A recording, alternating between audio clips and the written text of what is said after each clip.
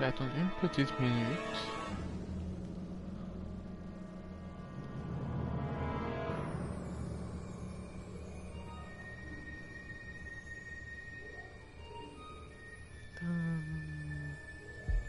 Ouais.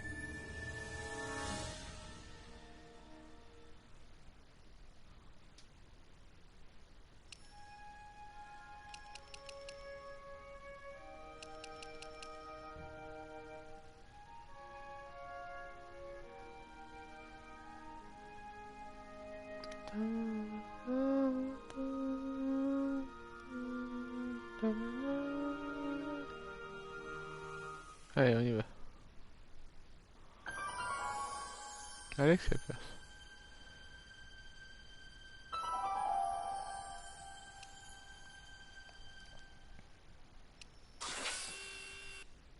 Ah, d'accord. Bizarre quoi.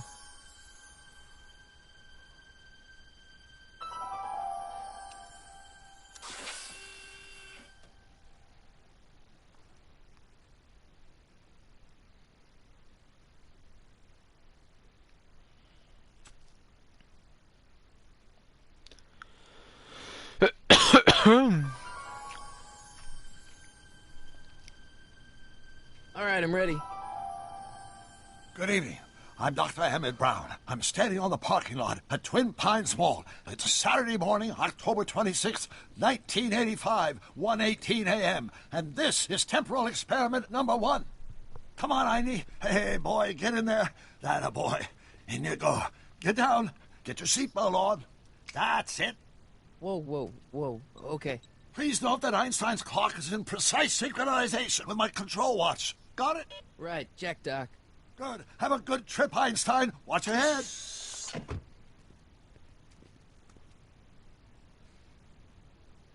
You got that thing hooked up to the car? Watch this. Yeah, okay. Got it.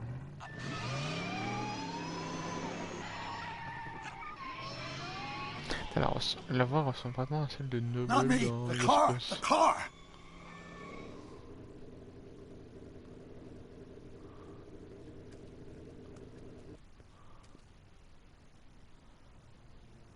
If my calculations are correct, when this baby hits 88 miles per hour, you're gonna see some serious shit.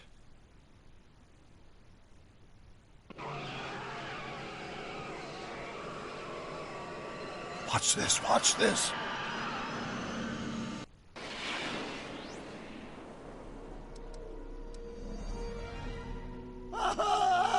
What did I tell you?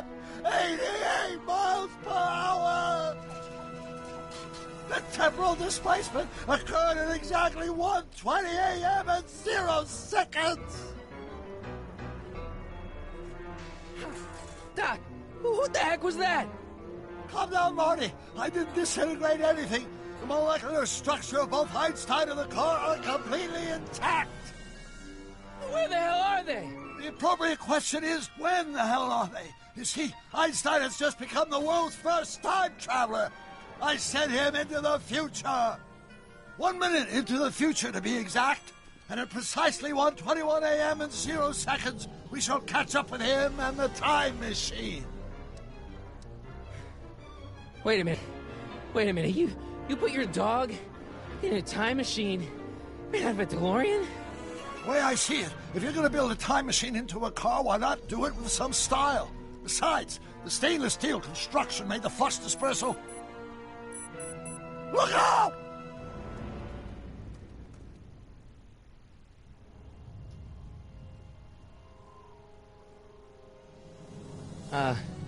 Doc? Huh, that's peculiar. Where's the car, Doc? It should have caught up with us 27 seconds ago. Doc, what happened to Einstein? No need for concern. It's probably just a minor miscalibration of the time circuits. Marty, could you get my notebook? It should be in the toolbox. Ah là, ok.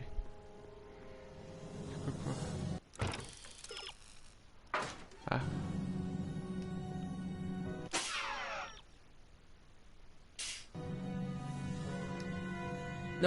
Notebook. Got it. Flux capacitor? That's it! What the heck's a flux capacitor? My latest invention. The thing that makes time travel possible. In this notebook, I've detailed the nearly 3 decades of scientific breakthroughs necessary to build a working time machine. If it ever fell into the wrong hands, the consequences could be catastrophic. Let's see. It's mass equals I times Z, and E equals the square root of Z times C squared, and the flux dispersal rate is inversely proportional to... Consequences could be catastrophic? Whoa. Deja vu.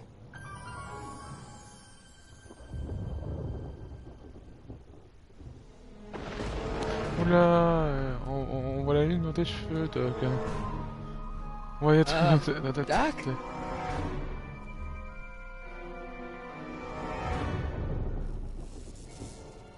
Great Scott! Doc, what is it? I've made a horrible mistake!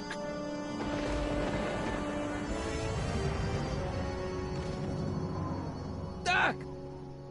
Doc, no! I'm sorry, Marty. Doc, come back! Doc! Un cauchemar, ça. Doc! Ouf. Marty, is everything okay? Yeah, Mom, it was just a nightmare. I was in the past, and Doc was there. Well, you're safe and sound now, back in good old 1986. But you'd better get up. Your father's waiting for you. Huh? Weren't you going to meet him over at Doc's? Holy crap, I'm late!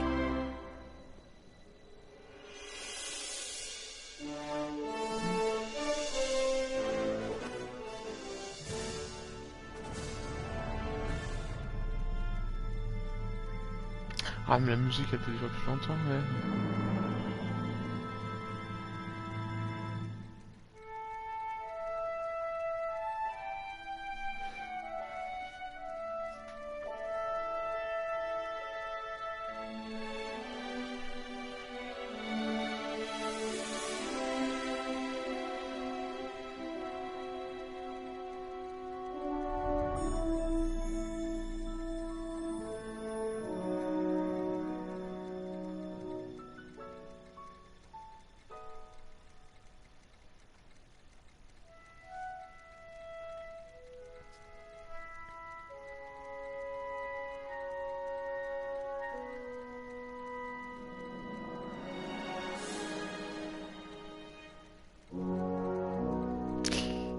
Ah.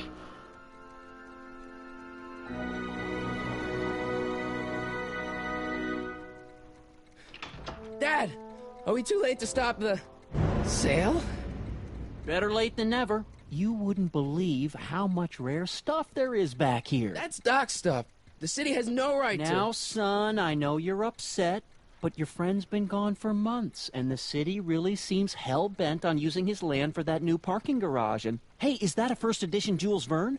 It's just not fair. But at least things can't get any worse. Hey, Marty. Hi, Biff. Come to see if the old crackpot had any buried treasure? Nah, I guess I'm just... remembering.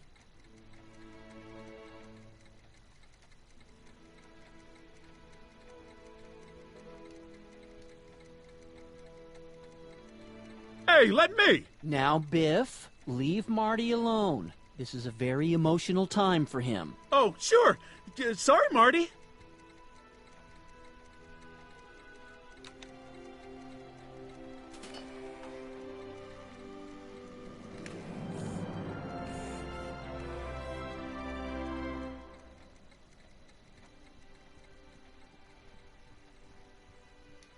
It took me forever to repair this thing after I blew it out last time, and now some jerk's gonna pick it up for pennies.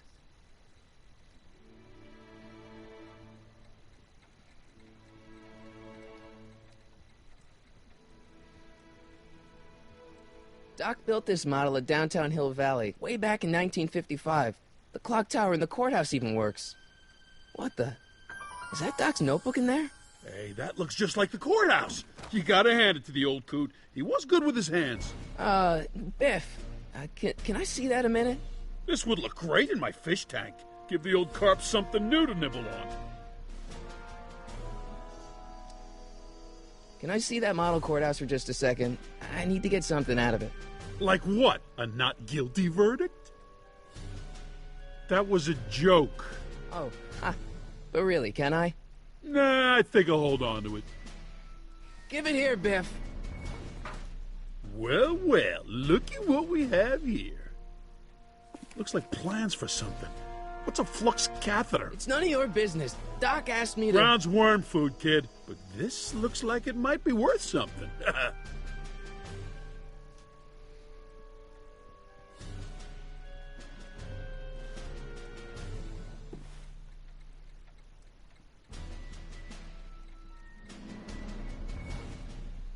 Hey, Dad. About Biff. Dad, I know you're trying to help. He talks a big game, son, but he's not so tough. I've been dealing with him a long time. Believe me, I can handle him. So can I. I guess you can. Okay, son, I'll stay out of your way, but you know where to find me. I'll keep looking around. Thanks, Dad. Hey, Dad, why's my guitar got a price tag on it? Sorry, son. Must have been an overzealous clerk. Just pick it up. I'll iron things out with the bank.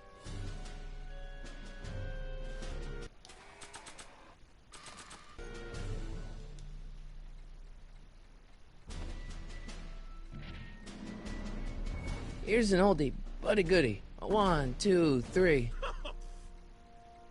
Hey, look! It's Chuck Butthead. Let me show you how it's done. Well, it's 1 for the monkey, 2 for the snow, 3 to get ready. Now go, scat, go! Woo!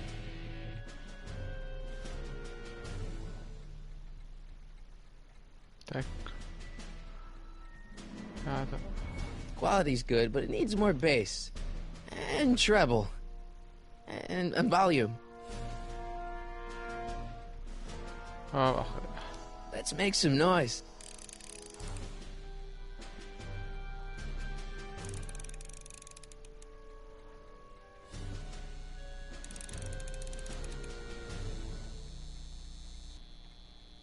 I better not crank it up anymore. I really don't want to blow this thing out again. And now, something your kids are really gonna like. Thanks for warming them up for me, Butthead.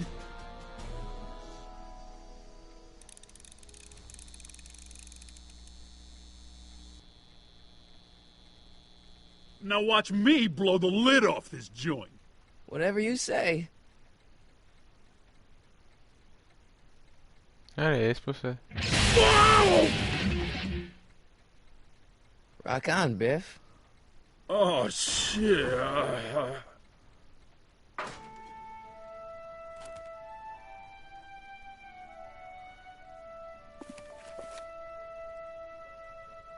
Doc, where are you?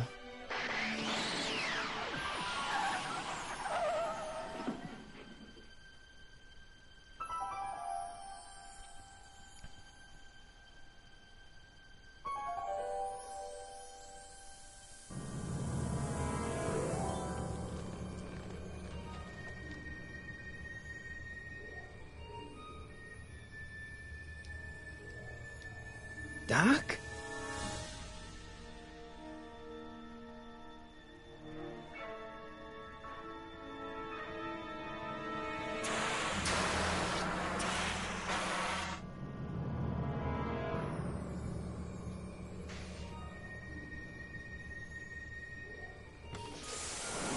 Einstein!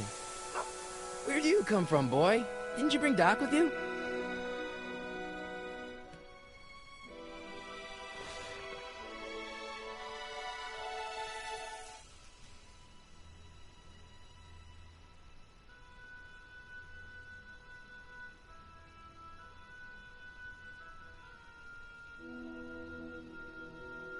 Okay, Doc, I know I haven't seen you in a few months, but I'm pretty sure this isn't your shoe.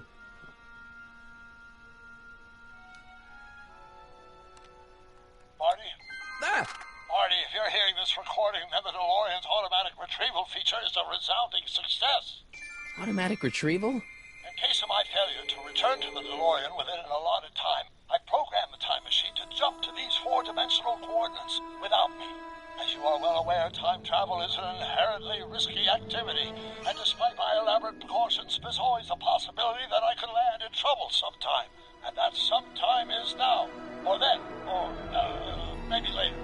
He's in trouble.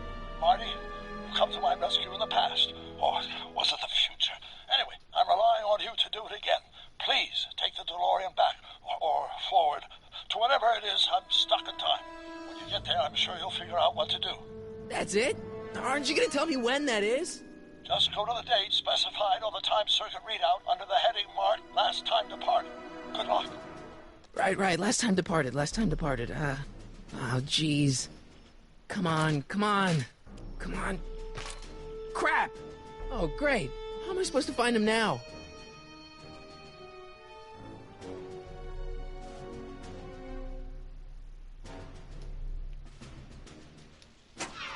Looks like the time circuits still work. Now I only need to know when to look for Doc. I can use those to enter a date into the time circuits. Once I know when to look for Doc.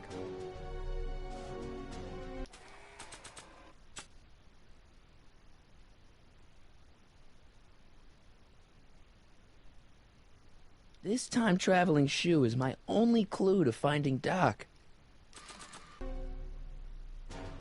Nah. I don't think so.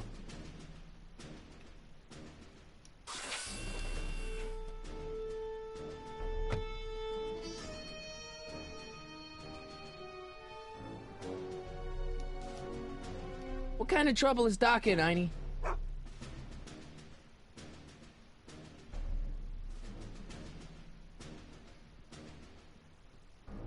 Je peux rentrer, c'est ça.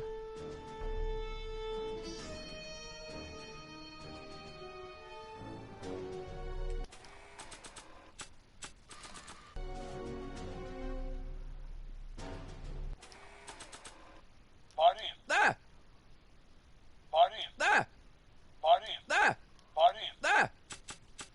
I keep this picture of my dad to remind me that even the most hopeless losers can grow up to be pretty cool guys. This notebook has all of Doc's plans for the flux capacitor and the DeLorean. I'd better make sure it never falls into the wrong hands. And by wrong hands, I mostly mean Biff.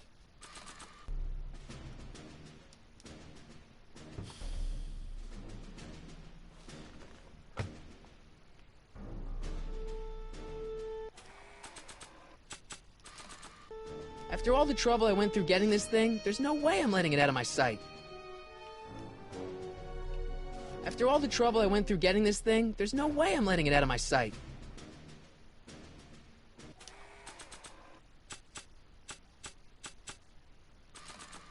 Maybe not.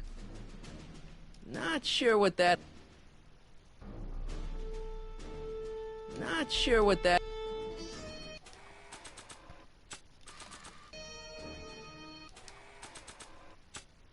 This time-traveling shoe is my only clue to finding Doc.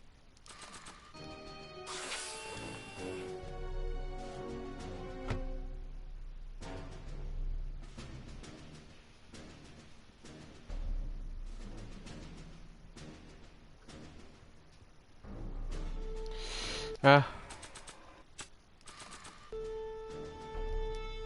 What do you know about this shoe, Einie? Great Scott! I think he's onto something.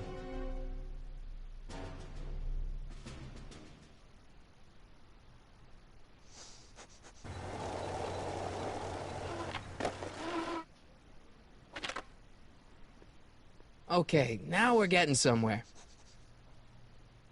How's this supposed to lead me to Doc, Einie?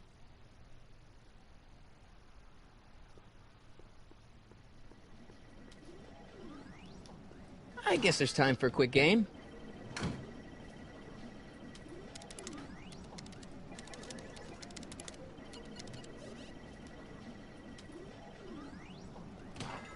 Okay, now I'm ready. D'accord, ok.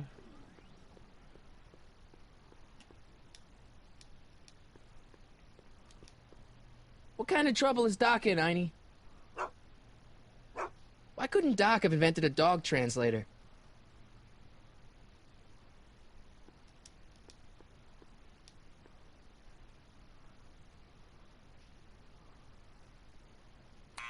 Step away from the door! Ah! Now, let me get a look at you. Einstein, come on! Just as I suspected. Hooligans! Get along now! Scat! State your business, child! You're making me miss Merv! Well, see, that's the thing. I'm not sure why I'm here. Einstein here brought me, and... Well? Can you let me in? I've got something to show you. What is it? Let me see.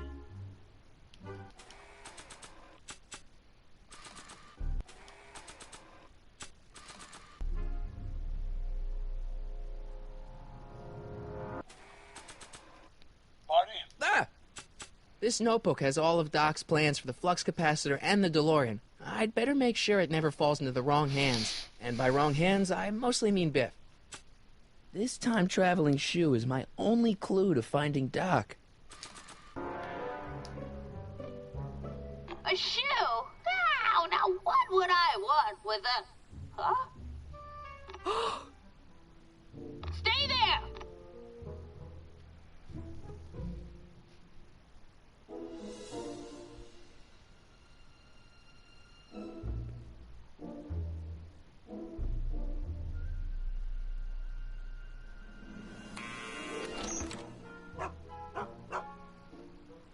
D'accord. Leave that creature outside! Sorry, Einstein. Bon, je vois la personne qui est là, je sais pas qui est là.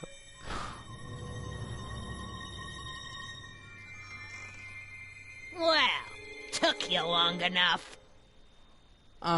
There's a lot of stairs. To return the shoe, I mean. I lost it ages ago. You can put it down next to the other one. Much better. So neat and orderly.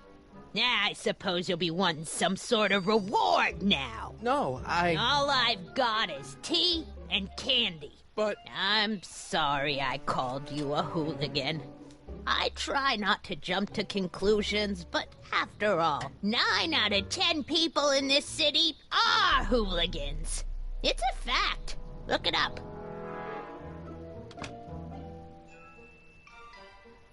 Have a seat, Sonny.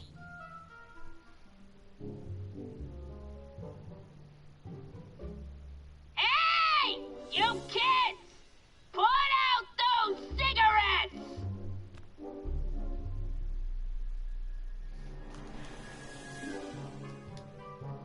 Don't touch those! My newspapers are in pristine condition and meticulously organized. Not about to let some street punk get jam all over them.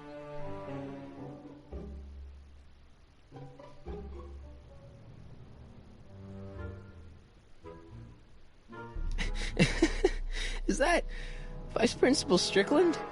Mother never could keep little Gerald out of her clothes.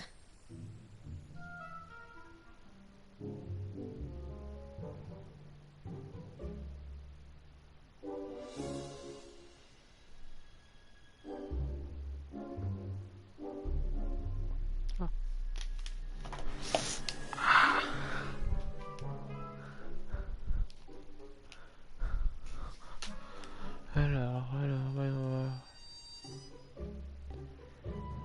Ouais. Oh, I wouldn't do that if I were you. Ms. Pretty Whiskers is very particular about who handles her food.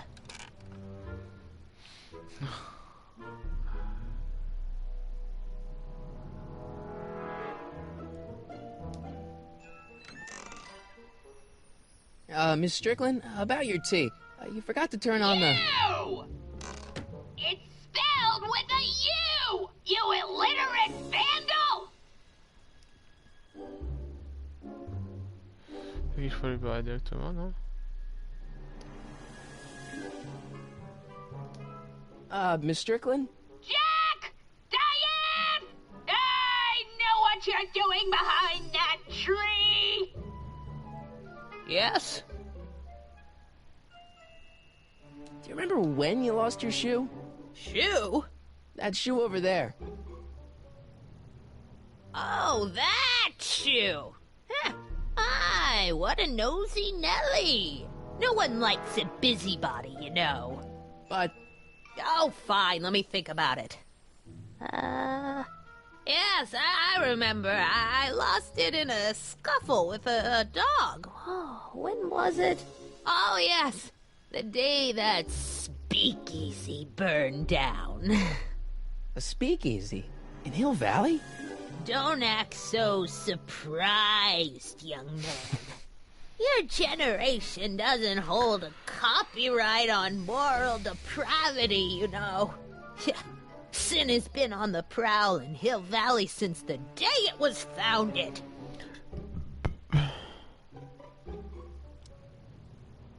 What's with all these newspapers? This is my personal archive. I've got every issue of the Hill Valley Telegraph ever published. Get out. Every single issue? From 1871 to the present. If it happened in Hill Valley, you'll find it in my stacks. I guess somewhere in these stacks there must be an article about the speakeasy burning down. Naturally. I probably wrote it myself. I was quite a reporter back in the day. Any idea what date that article came out? Well, obviously the day after the speakeasy burned down. Doing some stargazing? No, I set my sights on lower things. Is that?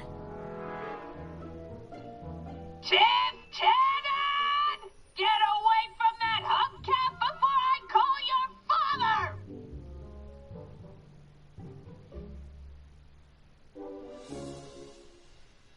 Don't let me keep you from your business. You there! Don't even think about tossing that Kleenex on the ground! Oh là là, la violence. Oh, attends. Faut pas que je me lève les mains.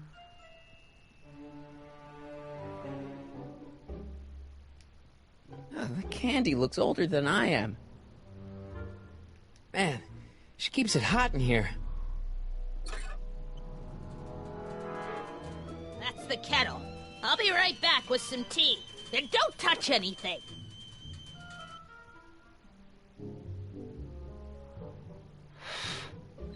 Les journaux. Les journaux, les journaux.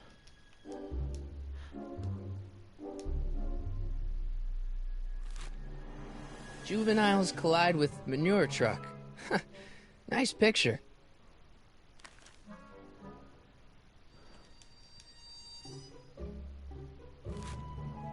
Brown Mansion destroyed. 1962. No, that's not where Doc's stranded. Alright, Einstein brought me this shoe, and Miss Strickland lost the shoe on the day the speakeasy burned down. But when did the speakeasy burn down? I at least need to know the year.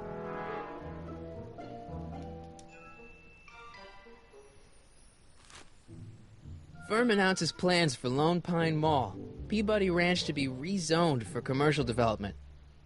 I don't even know where to start looking for clues in these stacks. Wish I could narrow it down to a year at least. Year.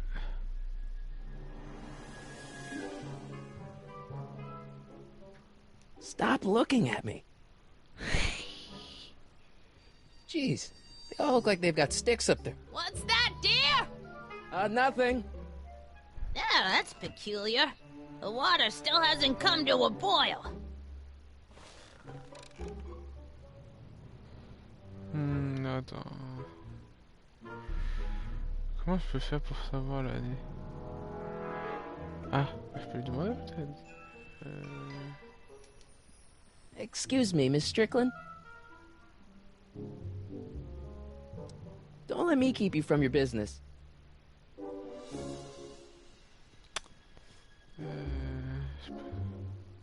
Miss Strickland lost that shoe the day the speakeasy burned down. When was that? That tea's never gonna boil. I can't leave now. Miss Strickland's my only hope of finding Doc.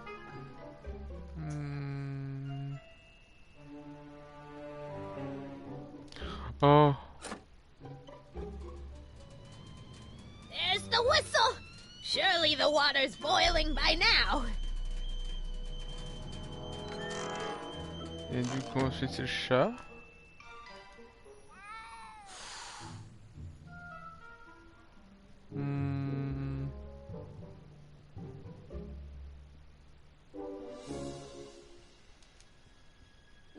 The polite guest stays out of the host's kitchen, Mr. McFly. Okay. Camera. Oh, the candy looks older than I am. That's what you get with these cheap, foreign-made kettles. I'm trying to find an American one nowadays. Putain, mais comment je suis censé savoir l'année alors?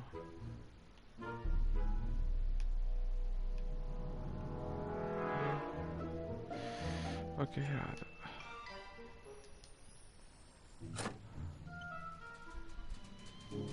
There's the whistle! Surely the water's boiling by now.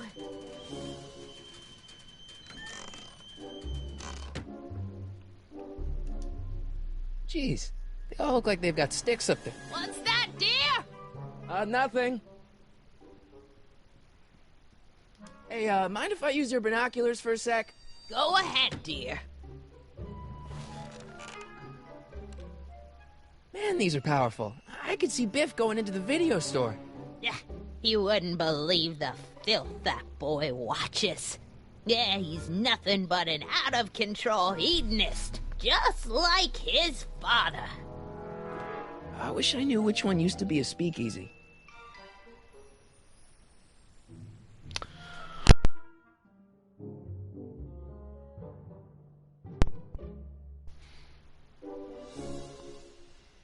Ah c'est bon, je suis revenu. Attends. Fais des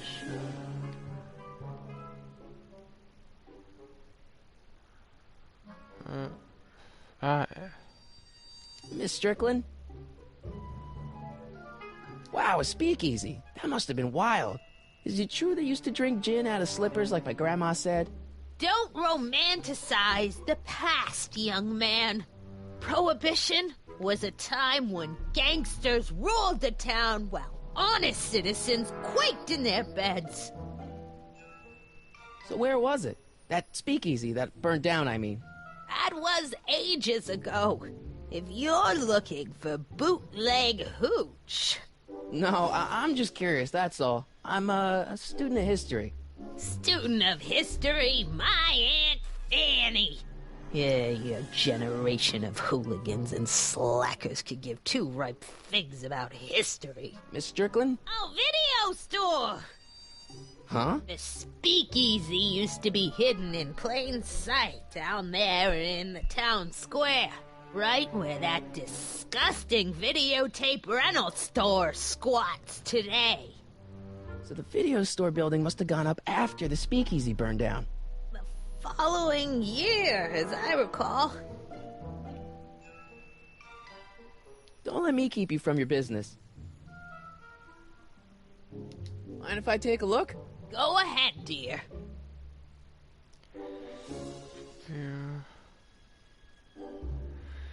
1932, 1932, 1932. Rebuilt in February 1932. So the fire must have happened before then. But when? I need a date. Don't look at me. I'm far too old for you.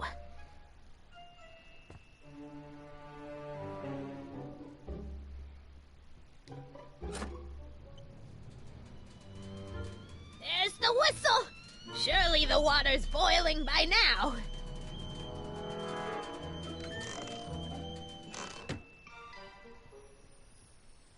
Let's see. Ground broken on site of former speakeasy. Singer vanishes. Hill Valley Expo delights crowd. Soup kitchen exposed. Here we go. Speakeasy arsonist slain. Legal procedure gave way to old-fashioned vengeance last night when a mob descended on the Hill Valley police station. The suspect in the speakeasy arson case, a drifter known as Carl Sagan, was pulled from his... Carl Sagan? It's Doc! Killed by a mob. What's the date? June 14th, 1931. Jeez, I gotta rescue him.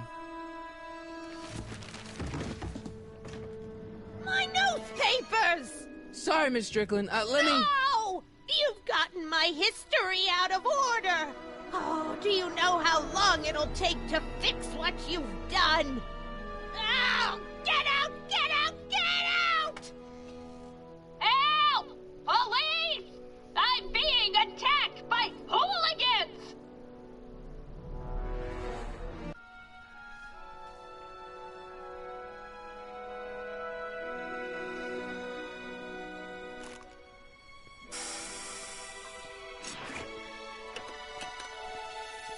Marty!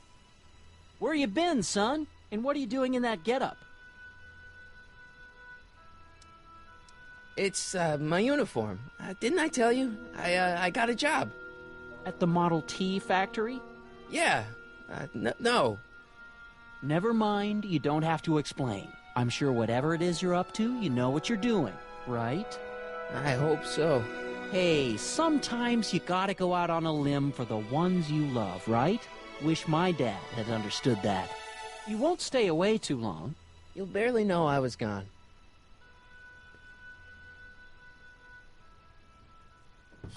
You ready to go, Einstein?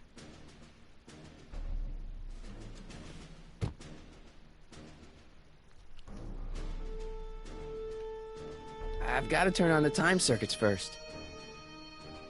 Time circuits, on. Flux capacitor, fluxy. Okay, if Doc's gonna get killed on June 14th, 1931, I'll just show up the day before and get him out. I hope you know what you're doing, Doc.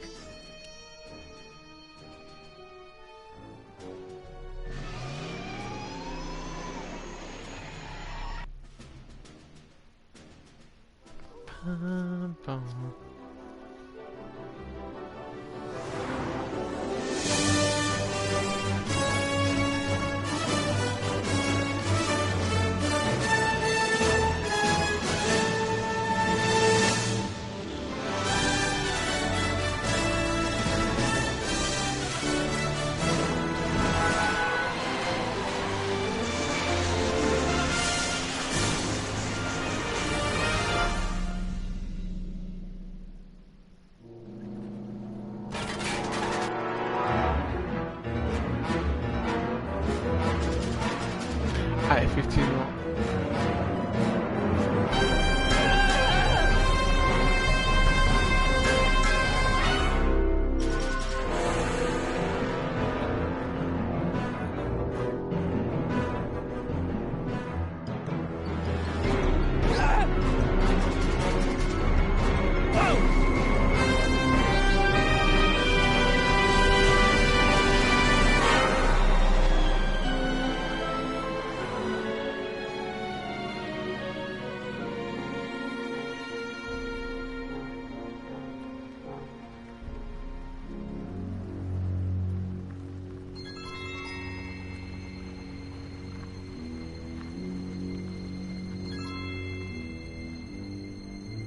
Bitte sehr macht schneller, besser wieder.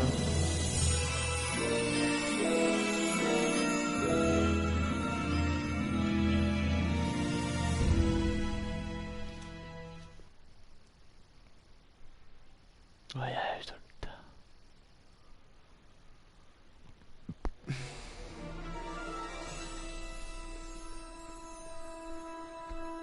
Einstein, where'd you go now, boy?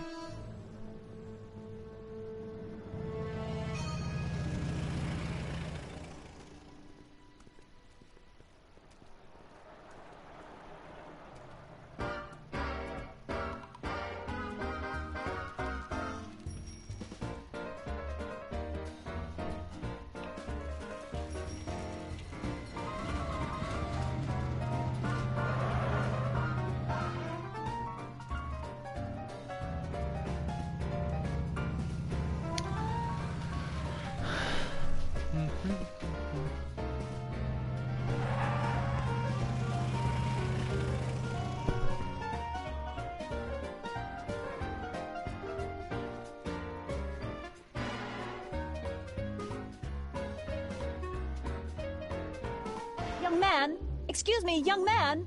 Who, me? You're the only man in the street, and I'm looking for a man-in-the-street reaction. Naturally, you know about the explosion that destroyed this illegal gin establishment. I read about it, yeah. What's your opinion of Carl Sagan, the stranger who single-handedly did what the law has been unable to do for 10 long years, namely, rid Hill Valley of the scourge of liquor?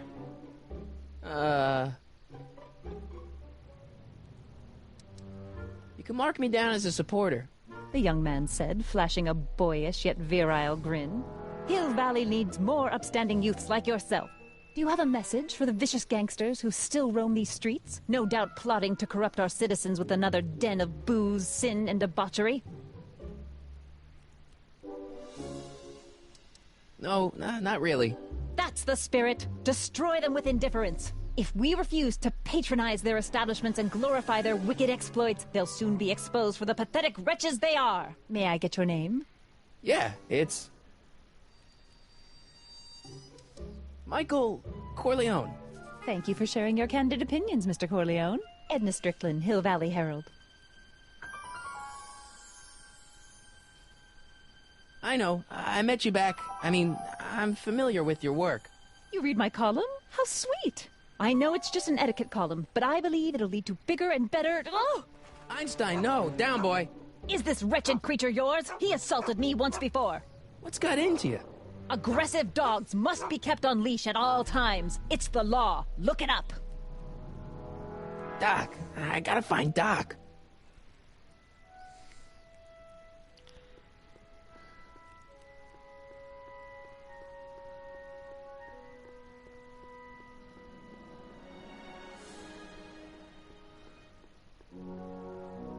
Oula, par contre, ça sent que c'était un des premiers.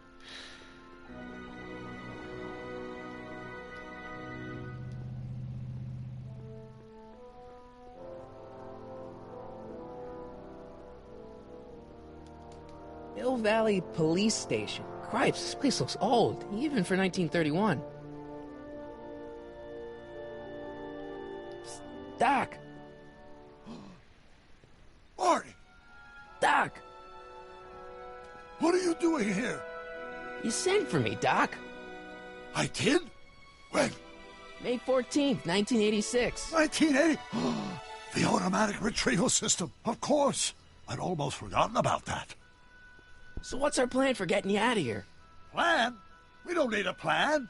We don't. Not in the slightest. The police picked me up for that speakeasy fire a couple of weeks ago, but the DA hasn't got a case.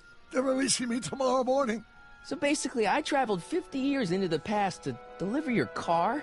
Sorry about that, but it's so wonderful to see you. We have a lot of catching up to do. Yeah, you might want to hold off on that, Doc. Great Scott! I'm going to be gunned down by gangsters on the steps of the courthouse. Why would they do that? Guess they didn't approve of my burning down their speakeasy. Very funny, Doc. Maybe now we should come up with a plan. A plan, right. But what?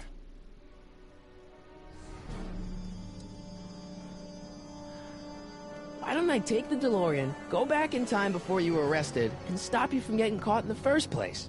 Don't even think about it. Without my unjust incarceration, the events that sent you into the past might never happen, resulting in a paradox of continuum-shattering proportions. Jeez, we've been back together for 5 minutes, Doc, and you're already talking about the end of the universe. I've missed that. Don't be ridiculous, Marty. I was only referring to the end of the universe as we know it. Well, I suppose I could just get some dynamite and break you out of jail. No, that's far too dangerous. Not just to me, but to random innocent people in the past. The repercussions could be... That's it! What's it? My rocket-powered drill. You have a rocket-powered drill? Not yet. I haven't built it yet. You've lost me, Doc. Listen, a few months ago, my 17-year-old self sent in a patent application for a rocket-powered drill. I abandoned the project after I never heard back from the patent office, but the prototype should be nearly complete. Great, I'll just run back to your lab and... No, I said nearly complete. You need me to help you finish it. How the hell am I supposed to sneak a half-finished rocket-powered drill into your cell? Not me! 1931 me! Wait a minute, Doc. You want me to convince your 1931 self to build a rocket-powered drill to break you out of jail? Precisely! Won't talking to yourself cause, irreparable damage to the space-time continuum or something? It should be fine. I've already invented the idea of the rocket drill. You've just got to goad my younger self into finishing the prototype. Okay, let's say I go along with this crazy idea. Where can I find you? I mean, the other you. How should I know? It was over 50 years ago. Why don't you go over to the soup kitchen next door and give my house a call? They'll know where to find me. Soup kitchen. Got it. Just stay away from the soup. It'll cause irreparable damage to your digestive system. Non, je sais déjà ça.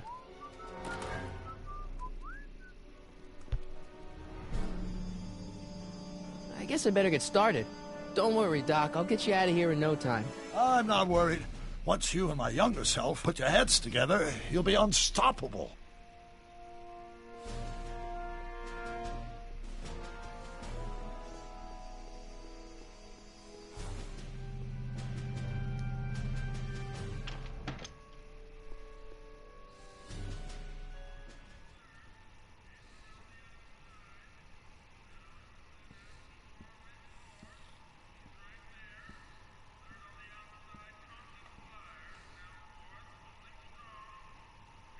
Oh, c'est dégoncé. McFly!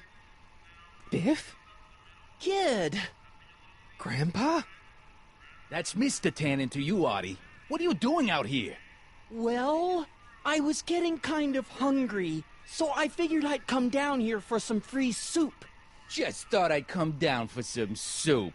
Think, McFly. The DA's throwing around subpoenas like Babe Ruth. I don't think Ruth's a pitcher anymore. Shut it. If one of those subpoenas landed in the hands of my number cruncher, I'd be in a whole lot of trouble. I could even get sent up the river.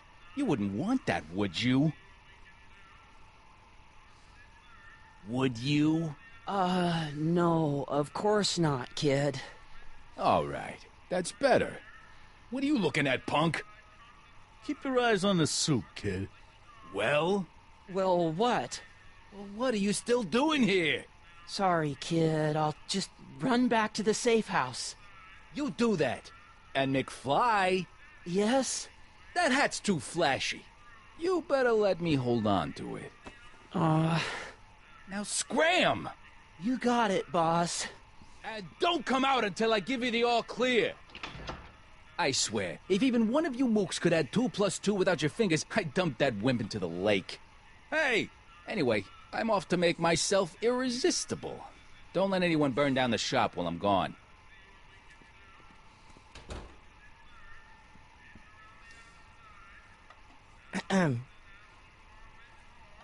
Okay. Hey, never mind. I better not talk to him. I don't want to mess up his timeline.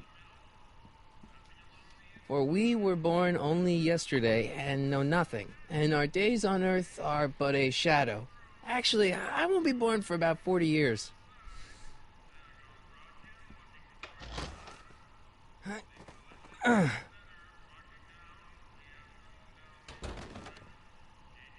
There's no way I'm gonna keep that door open without some help.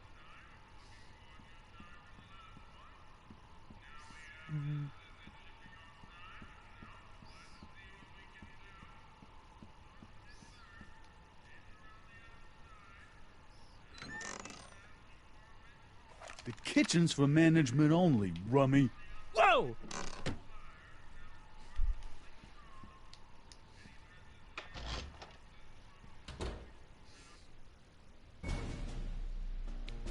Il faut que je trouve.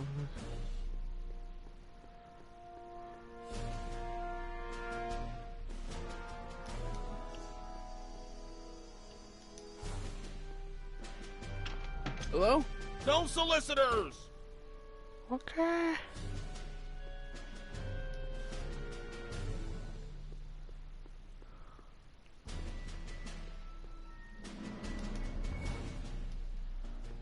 Lamont's House of Ermine. I guess there's not much call for fur coats in the middle of the Depression, especially in June.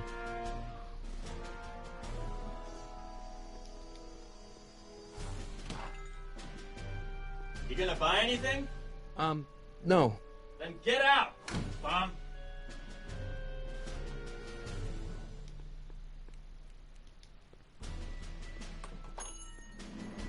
Hey, can I get some moose? What does this look like, a hunting lodge?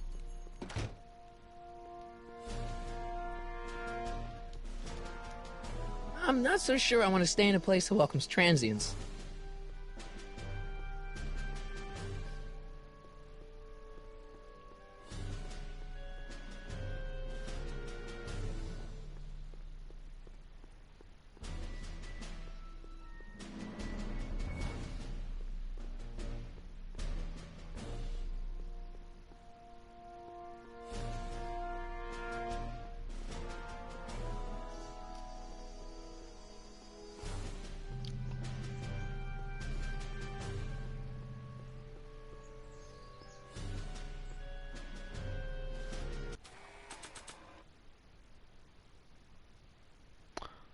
Ah, mais fini.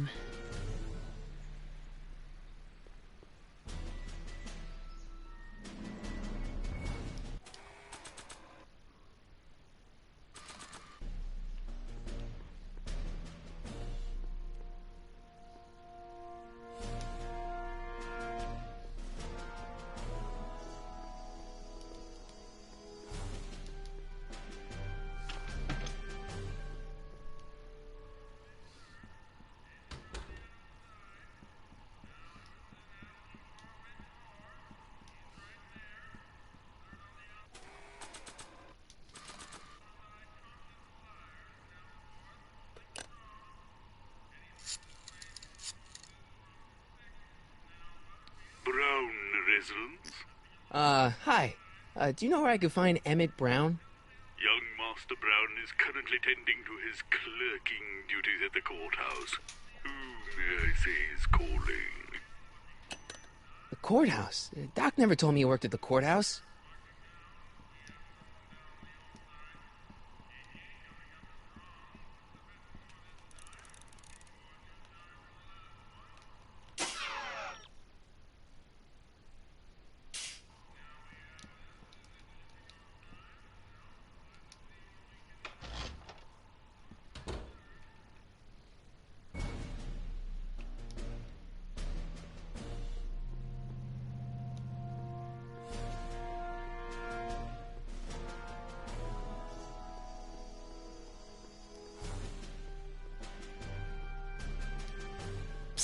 Doc!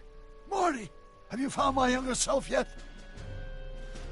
So, according to the British guy on the phone, you're working at the courthouse. Of course. In the summer of '31, my father made me work as a junior clerk. That doesn't sound like any fun. I hated every minute of it. My father was, strict.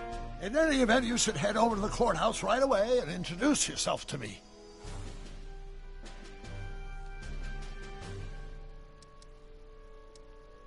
Guess who I bumped into at the soup kitchen? My grandfather. No! Don't worry, I didn't talk to him or change his future or anything. Good. I wish I could, though. This era's tannin is treating him like dirt. Don't worry. If history plays out as it's supposed to, he'll soon be out from under Kit Tannen's thumb and free to live out his life as a humble accountant with your grandma. What was her name again? Sylvia. Right, Sylvia.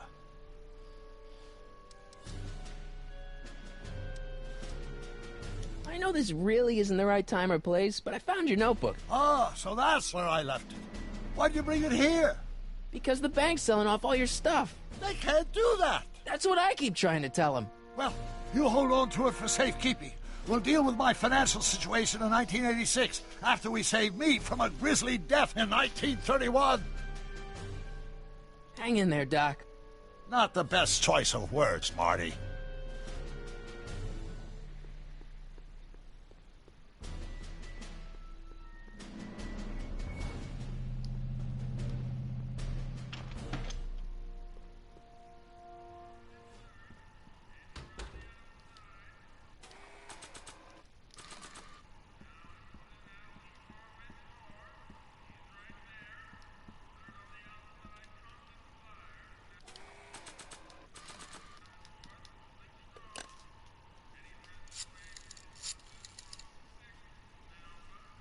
Brown residence?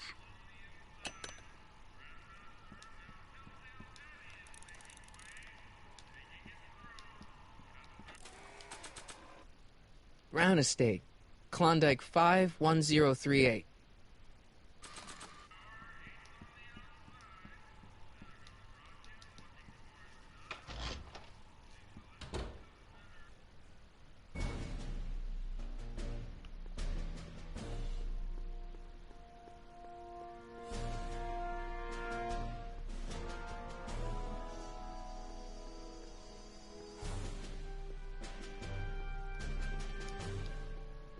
Doc! Morty! How goes the escape plan?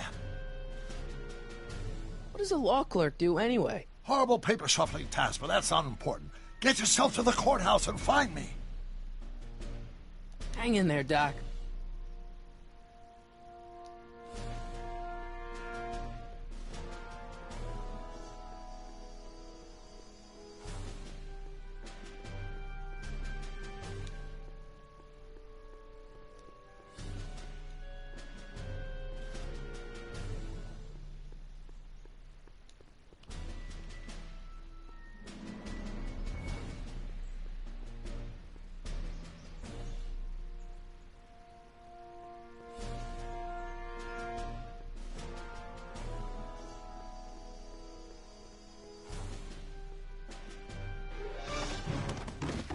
Don't touch those! These are very sensitive legal documents. Nobody is supposed to handle them but sworn officers of the court.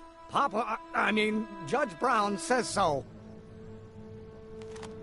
Judge Brown? Doc. Nice to meet you. I'm Michael, Corleone. Emmett Brown. But I am a law clerk, not a doctor. Now please get out of my way. I have important business to transact. Naturally, h2 of A multiplied by the inversion of H has to come out less than expectation value of A, right? What am I missing here? Or do we take H standard and the line up? Listen, Emmett, you don't know me, but I'm your friend. I'm not big on friends. They get in the way of work.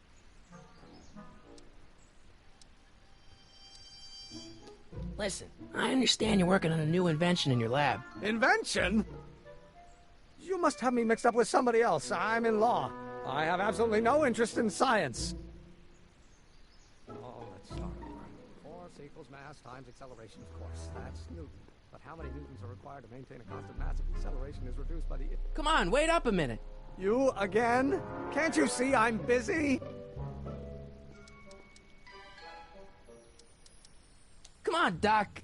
Emmett, drop the Legal Eagle Act. I got something more important for you to do. Mr. Corleone, I'll have you know that the law is the very mortar that holds society together, and we in the legal profession are like brick masons building the edifice of the future. Your dad tell you that? Every morning. Okay, so you don't want your old man to know. That's fine. Listen, we all keep secrets. But I'm telling you, you can level with me about this science project of yours. I am not a scientist. Go ahead, ask me what E equals. What does E equal? I have absolutely no idea. See? I don't know where you got your information from about me, mister, but you're wrong, wrong, wrong.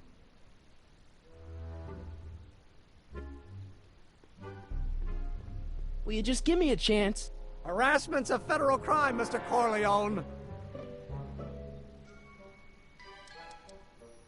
Come on, you could trust me, Doc. Emmett, it's your future I'm looking out for, in more ways than one. What are you talking about? I'm talking about you and science. Oh, that word again! If you insinuate I'm a scientist once more, I'll sue you for defamation of character! Will you just give me a chance? Harassment's a federal crime, Mr. Corleone.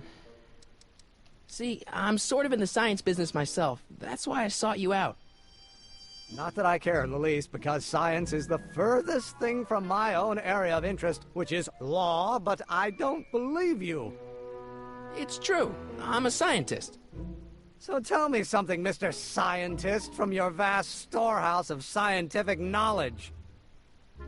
The leg bone's connected to the thigh bone? Amazing.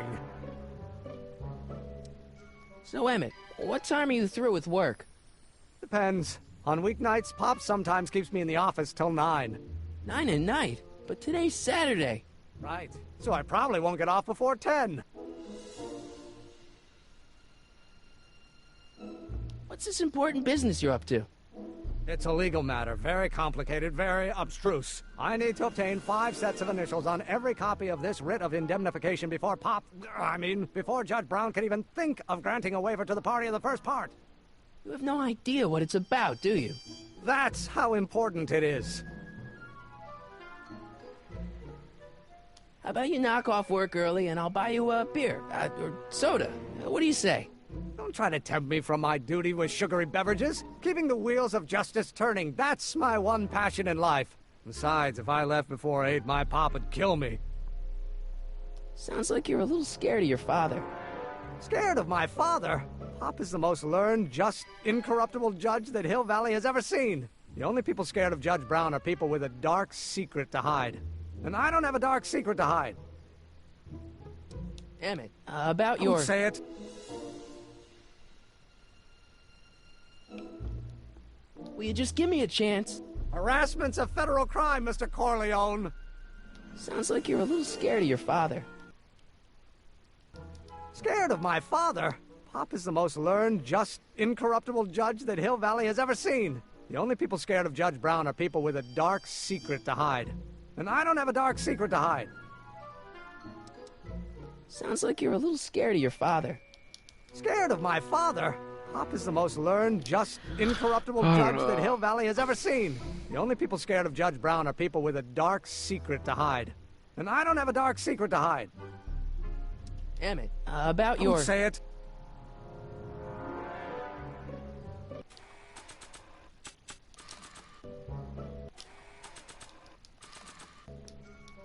I better not. Those lawyers sound kind of nasty. I better not. Those lawyers sound kind of nasty.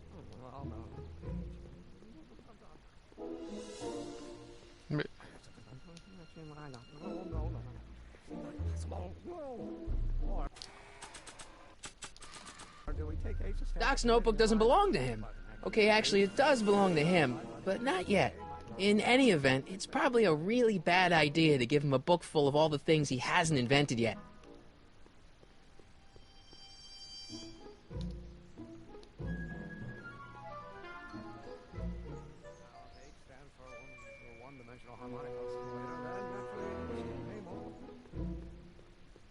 Will you just give me a chance? Harassment's a federal crime, Mr. Corleone.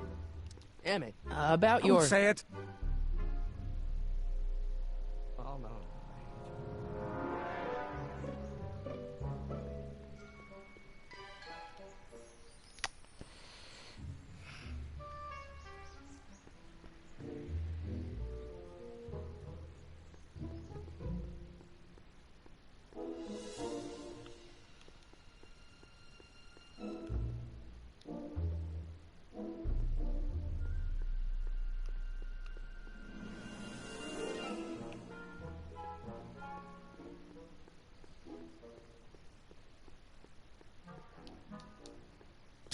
Doc! Well, I met your younger self. Great! And I gotta say, you're kind of uptight. What? You won't even talk to me. I find that hard to believe. Tell me what happened.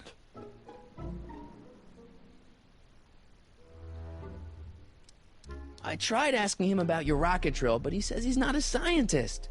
What? What? Oh, Father. What's he got to do with this?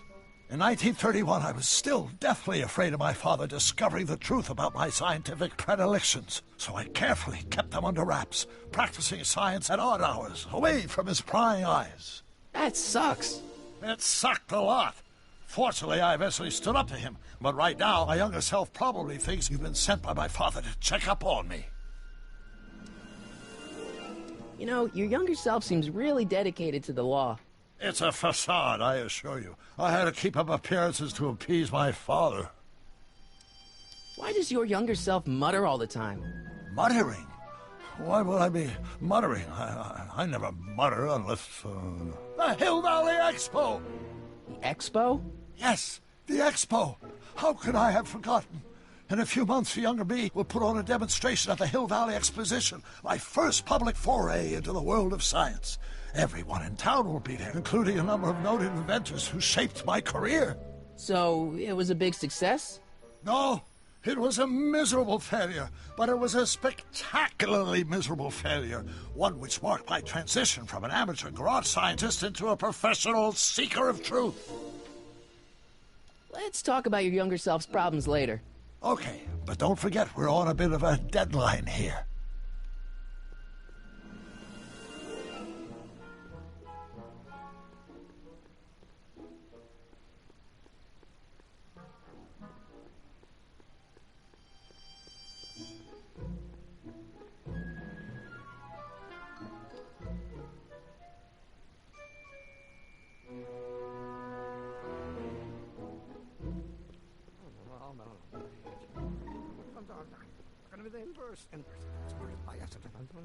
Will you just give me a chance? Harassment's a federal crime, Mr. Corleone. Sounds like you're a little scared of your father. Scared of my father? Pop is the most learned, just, incorruptible judge that Hill Valley has ever seen. The only people scared of Judge Brown are people with a dark secret to hide. And I don't have a dark secret to hide. Emmett, about your... Don't say it. Or do we take age to stand with him? Will you just give me a chance? No, mais je fais Harassment's a federal préparer. crime, Mr. Corleone. Emmett, about Don't your... say it. Committee and line operator. But in that case, age...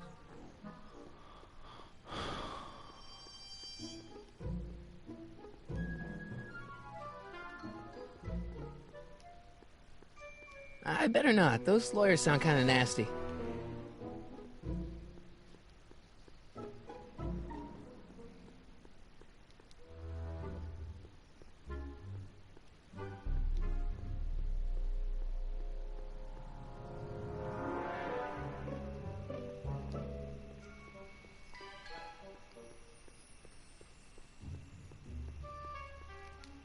Psst, Doc! I'm still not making any headway with your younger self, Doc. Really? What do I do to convince Teen Doc that I'm not a spy? I'm not sure. What does this expo have to do with you muttering all the time? When I was younger, I used to relieve stress by working on complex mathematical conundrums. No doubt my younger self is working on some impossible problem in an attempt to work off cerebral steam in the weeks before the exposition. What was I muttering about? I don't know. H to the something when the inverse is something else. I'm not so good at equations. That's too bad. I bet if we could solve my younger self's problem, he'd be more inclined to listen to you. I still can't figure out what your younger self is muttering about. Blast! If only I could hear him myself. Let's talk about your younger self's problems later. Okay, but don't forget we're on a bit of a deadline here. Oh, attends.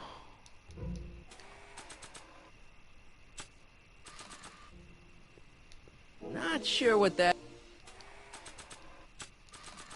Not sure what that...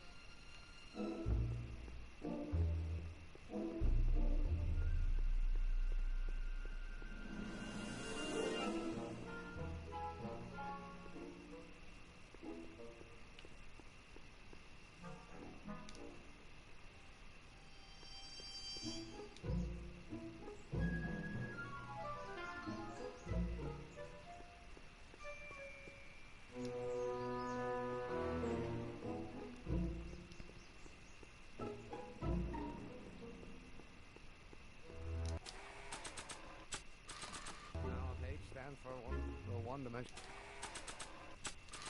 harmonic oscillator, then... Will you just give me a chance? Harassment's a federal crime, Mr. Corleone. Emmett, about your... Don't say it. Or do we take H to stand for Hermitian line operator? But in that case, H to the A more... Marty! There! Marty! There! Marty! There! Applied by the inverse of A might be equal to A's expectation value, but only if the coefficient of friction remains constant and the gravitational constant is variable. Oh, let's start over. Will you just give me a chance? Harassment's a federal crime, Mr. Corleone. Sounds like you're a little scared of your father. Scared of my father? Pop is the most learned, just, incorruptible judge that Hill Valley has ever seen. The only people scared of Judge Brown are people with a dark secret to hide. And I don't have a dark secret to hide. Emmett, about Don't your... say it.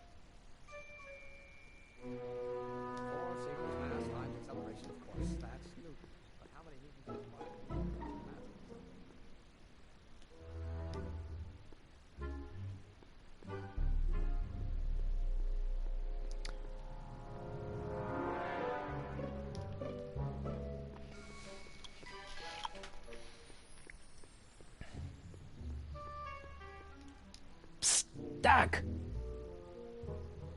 I'm still not making any headway with your younger self, Doc. Really? What do I do to convince Teen Doc that I'm not a spy? I'm not sure. Maybe if we solve that problem he's working on, he'll be more inclined to trust you. I still can't figure out what your younger self is muttering about. Blast! If only I could hear him myself. You know, your younger self seems really dedicated to the law. It's a facade, I assure you. I had to keep up appearances to appease my father. Let's talk about your younger self's problems later. Okay, but don't forget we're on a bit of a deadline here.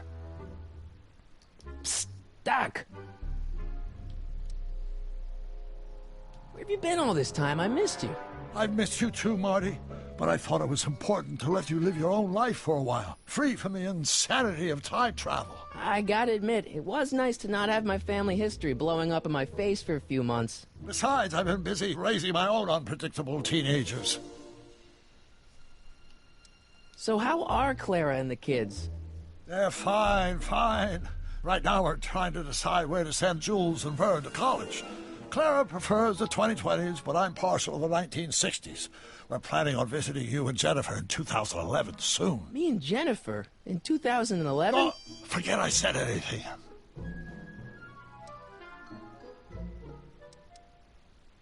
What do you know about Edna Strickland? Edna? We never really socialized when I was younger. She was a few years older than me, and we traveled in different socioeconomic circles. Why do you ask? She thinks you're a hero for burning down that speakeasy. She's doing a story on you. A story? Oh, yes, now I remember. Ask Edna, the etiquette column that doubled as a pro-temperance soapbox. She believed that the consumption of alcohol would inevitably lead to a complete societal breakdown. Sounds like a fun gal. You should have seen her when the hippies started showing up in the 60s. She just about lost her mind. That would explain a lot. What's the story with this kid Tannen jerk anyway? Biff's father? By this time next year, he'll be pulling down a life sentence in San Quentin. There was even a song about it. Wait, if Biff will be born in 1938, and Kid will be in prison... As I recall, he escaped from prison in 1937 for about 3 hours. That's a busy 3 hours. No kidding.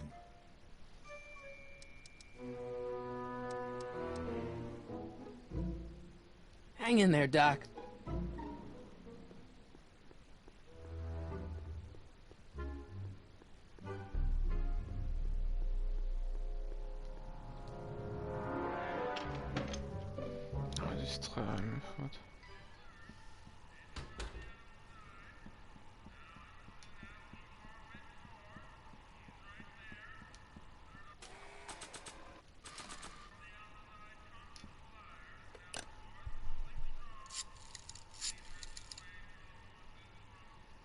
Brown results.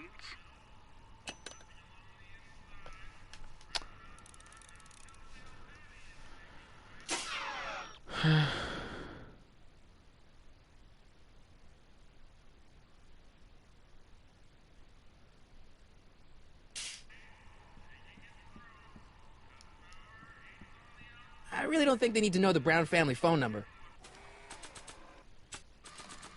I don't want to record them right now.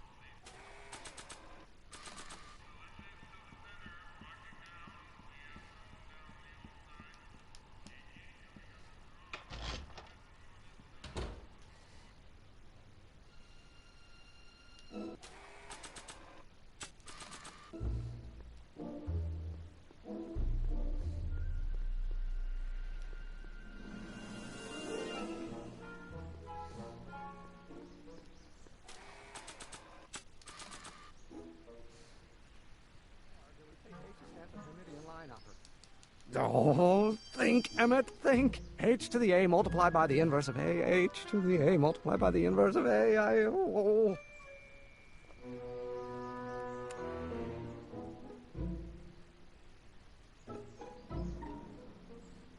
Let's start over. Force equals mass times acceleration, of course. That's Newton. But how many newtons are required to maintain a constant mass if acceleration is reduced by the inverse?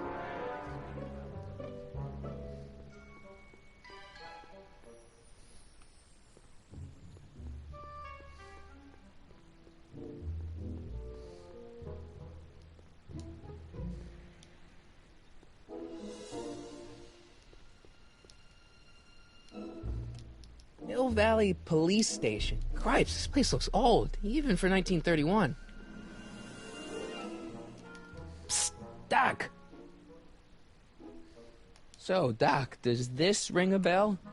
Oh, think, Emmett, think. H to the A multiplied by the inverse of A. H to the A multiplied by the inverse of A. Good grief! Is that me? I sound so... young? I was going to say intense. I forgot how wound up I used to get. Yeah, but what are you muttering about? Oh, that's easy. It's Ivanov's conundrum. Just tell my younger self that H equals the Hamiltonian operator. Won't giving him the answer mess up the time stream? Only if it turns out that reality is actually nothing more than a holographic illusion created by the interplay of subatomic particles on a vast two-dimensional membrane. So... it'll be fine. Hang in there, Doc.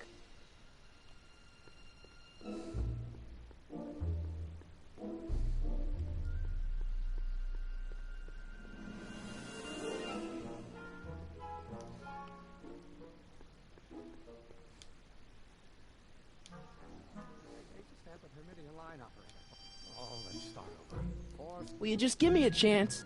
Harassment's a federal crime, Mr. Corleone. Maybe H equals the Hamiltonian operator. What did you just say? I said maybe H equals the... Hamiltonian operator? Yeah. Great Scott! If H is the Hamiltonian, then H to the A multiplied by the inverse of H can only be the same as the expectation value for A. That's it! That's the solution to Ivanov's conundrum, the problem I've been wrestling with in my head all week! I'm sure you would have figured it out by yourself in a day or two. The way you figured out how to build that rocket-powered drill.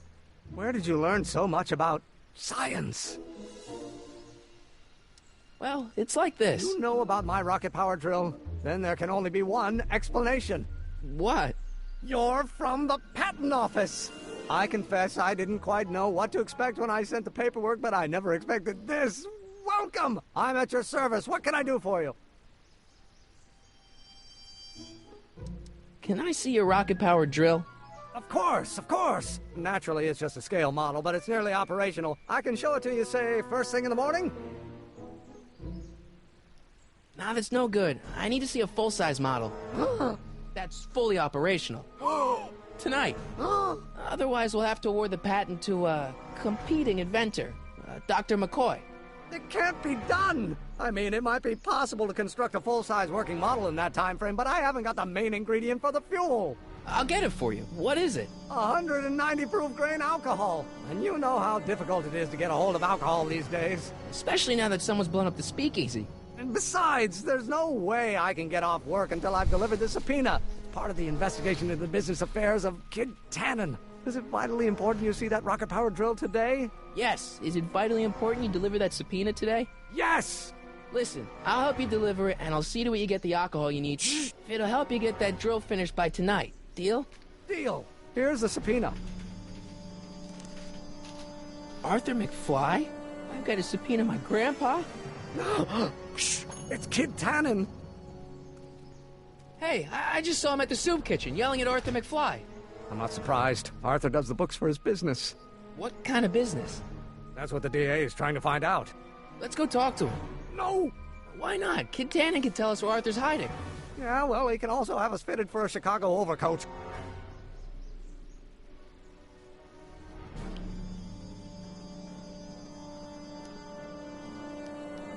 Hey, Miss Strickland. Oh, hello, Mr. Corleone. Try not to draw any undue attention my way. I'm on the trail of a hot new scoop, as we in the newspaper business say.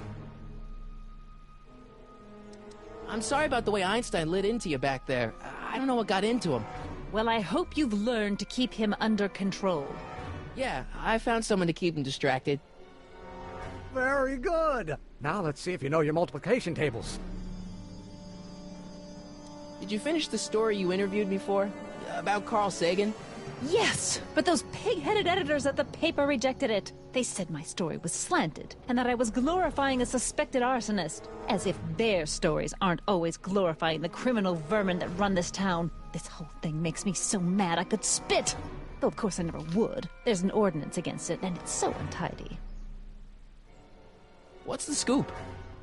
I've heard rumors that something shady is going on at the Sisters of Mercy soup kitchen. It's under new management, you know.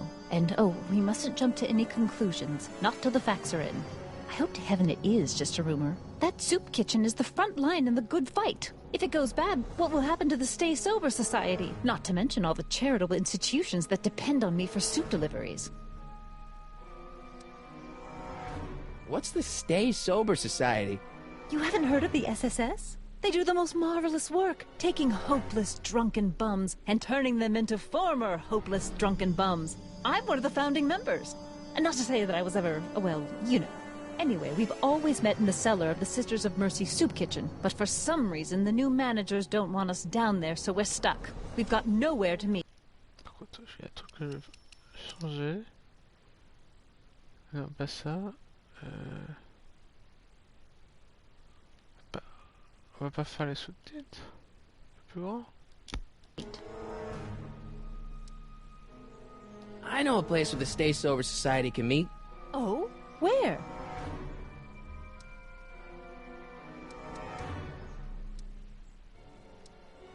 We could meet in the Speakeasy, the one that got bombed last Wednesday.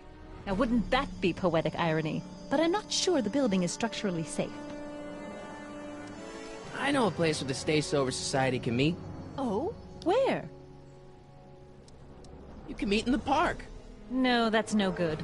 Too many of the members sleep in the park. I got a book. Oh? Where?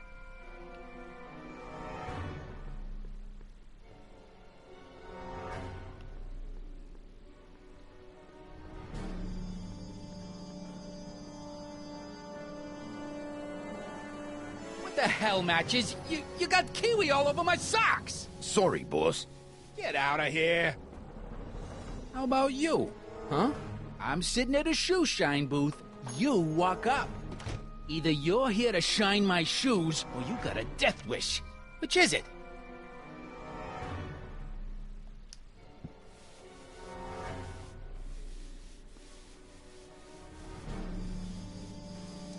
I guess you won't talk about your business.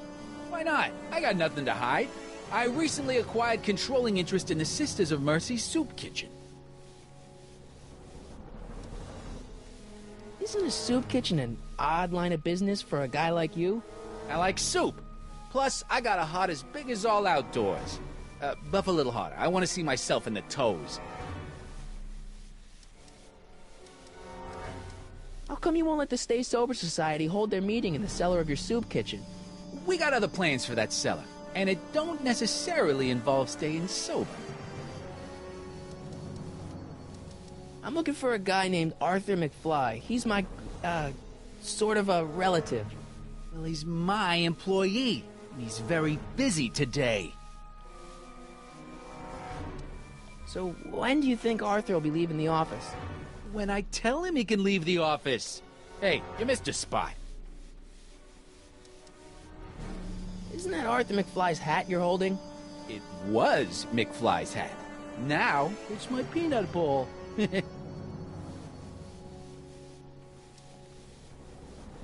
I have some peanuts? Why not?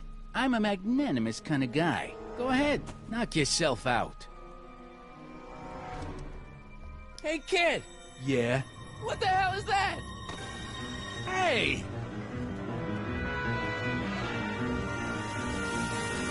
What did you do?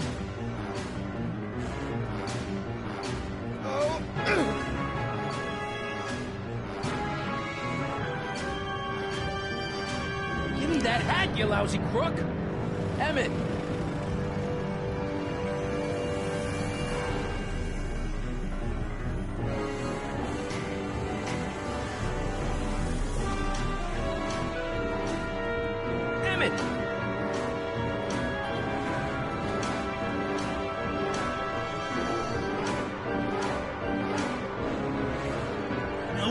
some monkey out of Kid Tannen. Hey!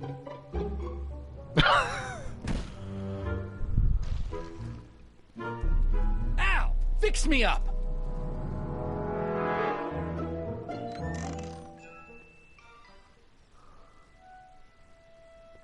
Where'd you learn how to move like that? Sandlot football. They used to call me the Streak. Get out!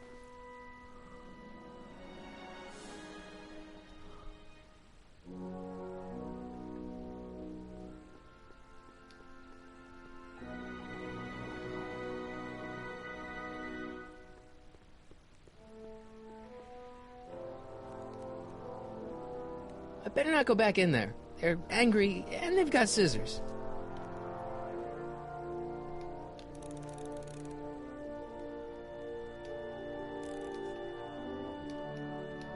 I'm not so sure I want to stay in a place that welcomes transients.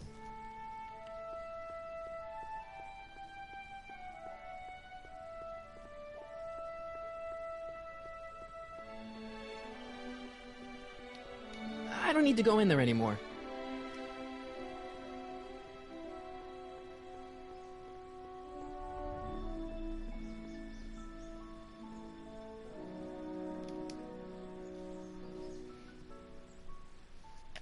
You have to deliver a lot of subpoenas? Father's always sending me out to do these dirty jobs. He wants to expose me to different kinds of people. All he's exposed me to is a lot of new curse words. If serving subpoenas is such dirty work, why don't you just say no? Look, what's the worst thing that can happen to me on this job? You could get shot. Yeah, well, believe me, that's nothing compared to what I'll get if I mouth off to my pop. Any idea where we could find Artie? Not a jot. If only we had a way of tracking him.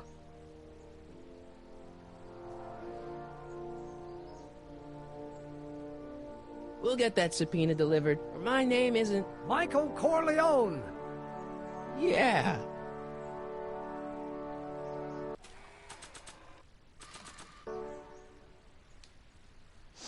Hey, honey, come here for a sec, boy. Hey, boy, can you find the guy who belongs to this hat? Where's he going? Only one way to find out.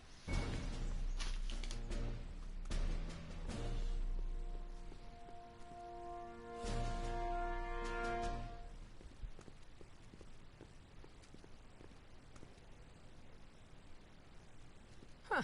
Deja vu.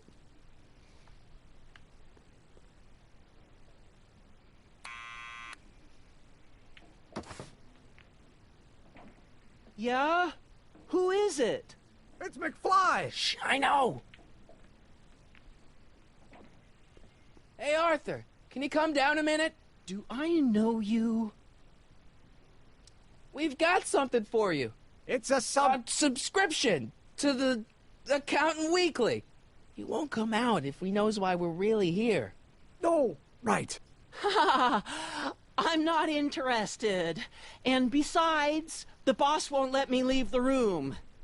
Sorry. Some other time.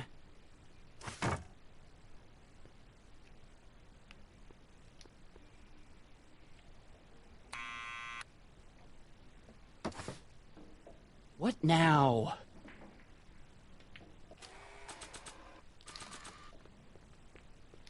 I'll give it back to him after I give him the subpoena.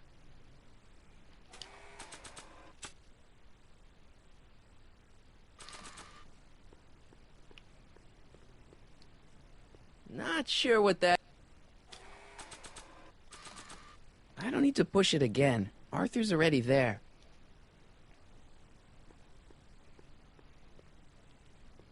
It's me again.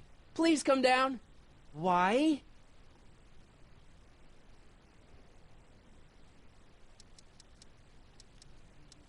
We've got some important information for you, but we can't yell it. It's private. Then put it in a postcard and send it. I'm stuck up here till the boss tells me I can leave. Sorry. Some other time.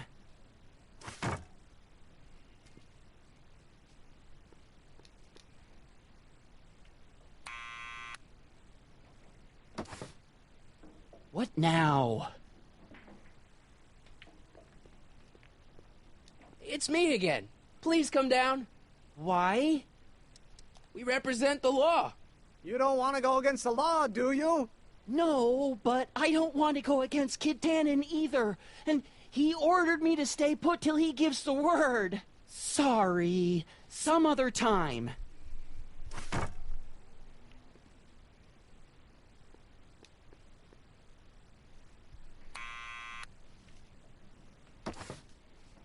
What now?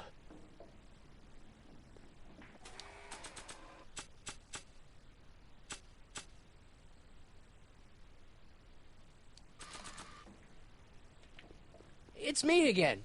Please come down. Why? I'm your mother's great-nephew. You mean my second cousin? Yeah. Glad to know you, but I can't leave this building till the boss says so. He's given strict orders. Sorry. Some other time.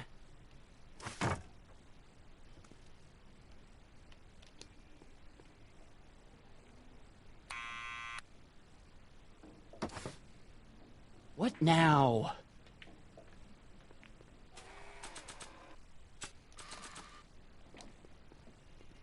What do you think you're doing? I'm throwing the subpoena. You can't do that. You have to hand it to him.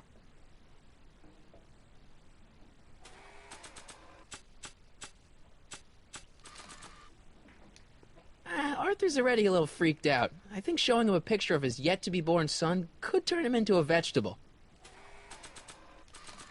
I'll give it back to him after I give him the subpoena.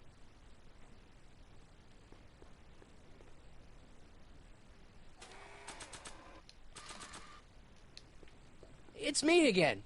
Please come down. Why? We've got something for you. It's a subscription to the Accountant Weekly. He won't come out if he knows why we're really here. No, right. I'm not interested. And besides, the boss won't let me leave the room. Sorry. Some other time.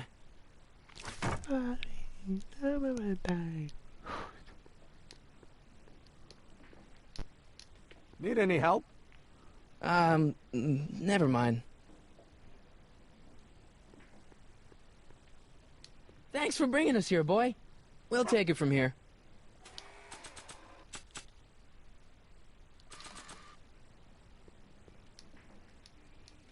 Nah.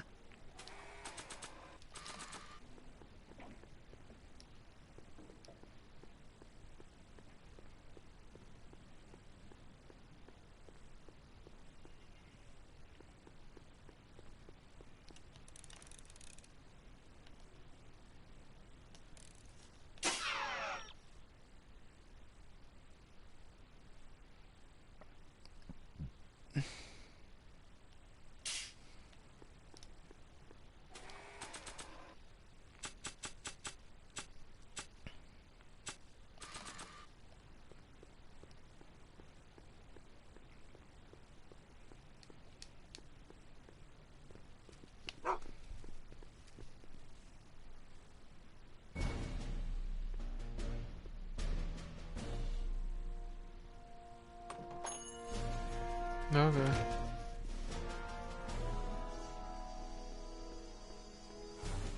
Psst, Doc.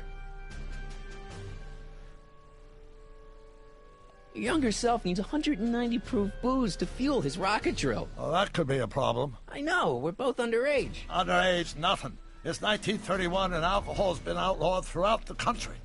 Are you sure you're about to graduate from high school? I'm kidding, Doc. It was a joke. A joke?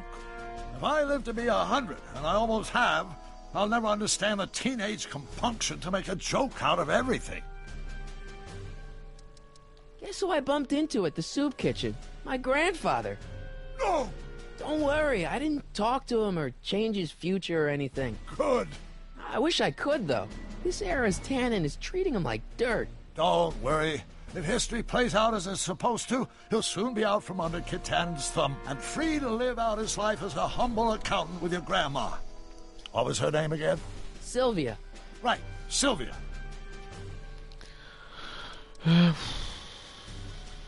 Hang in there, Doc.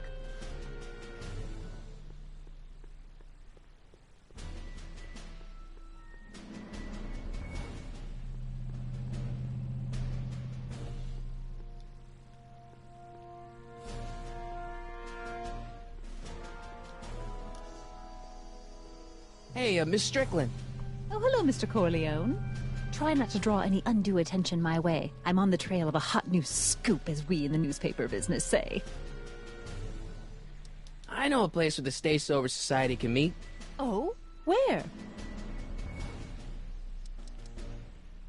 I know an apartment that's empty, but you'd have to break in. The Stay Sober Society does not countenance breaking and entering. I know a place where the Stay Sober Society can meet. Oh? Where? The Brown residence. You mean Judge Brown's place? Yeah, I happen to be good friends with his son Emmett, and he's told me the judge would love to lend his place out for, you know, good causes like yours. Really?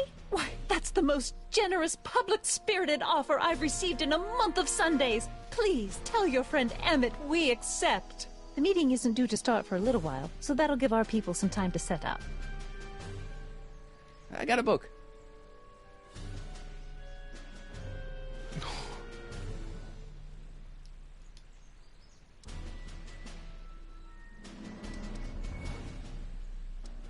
This might be a stupid question, but couldn't you have designed your rocket-powered drill to run on fuel that, you know, isn't illegal?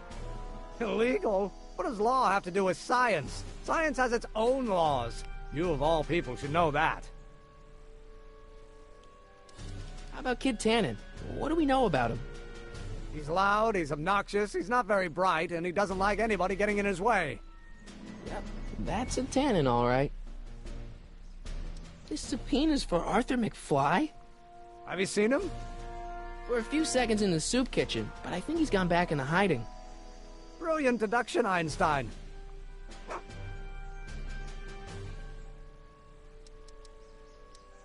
We'll get that subpoena delivered.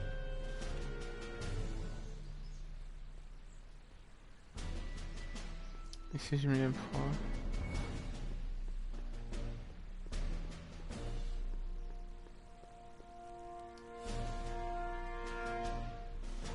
Well, well, look who's back! They say rats always return to the scene of the sinking ship. Get 'em, Matches!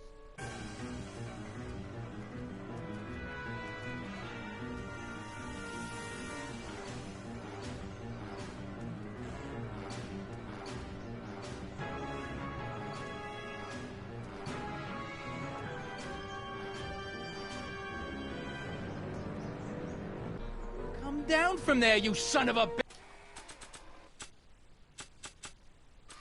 bitch! Right now! That's an order! Einstein! Help! Yeah, lay off! Get away from me, you crazy mutt! Go away, dog. We're busy here. Go on, scram. Hey, where'd he go? You let him get away, idiot!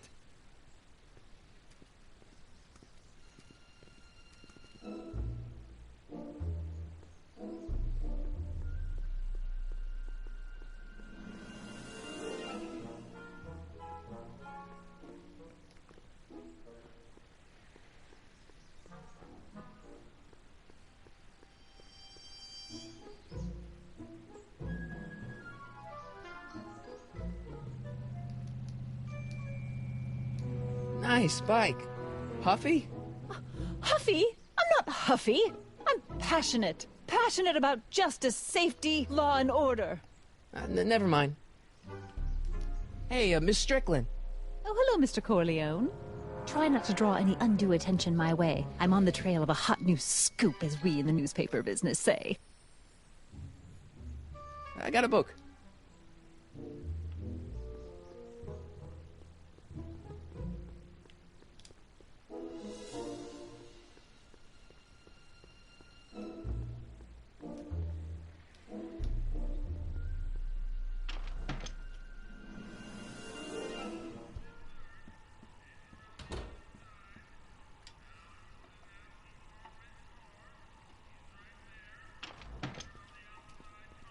Hey, cue ball.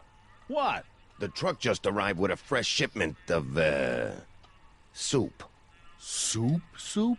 Well, this is the regular soup, and this is the special soup. Right. Special.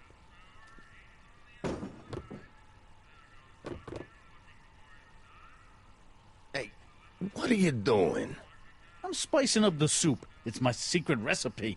Listen, this ain't the Savoy, and we ain't here to feed these bozos no fancy soup. The boss has got a business to rebuild, so knock off the goofing and mind your post. All right. Just try the soup. Well? I can see why you want to keep this a secret.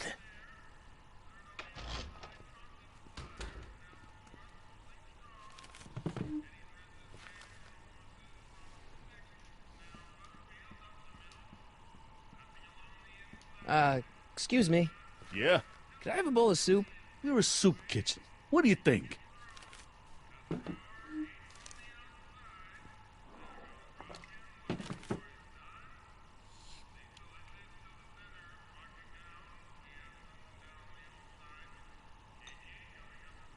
What kind of soup is this? It tastes like... Scrolle ribolita? I was gonna say week-old cabbage. Everyone's a critic.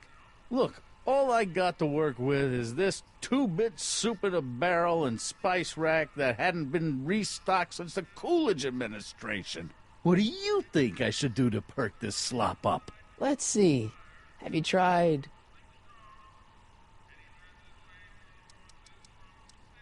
giving the soup a little heat, maybe? Why, is it getting cold? No, I mean, like chili powder. Muy caliente. Oh, bit of a tough guy, huh? Actually, I like it spicy too, but it's gotta be edible for the common folks. Come on, a little dash isn't gonna kill anyone. Aw, heck. You got moxie, kid. Let's spice it up a bit, shall we?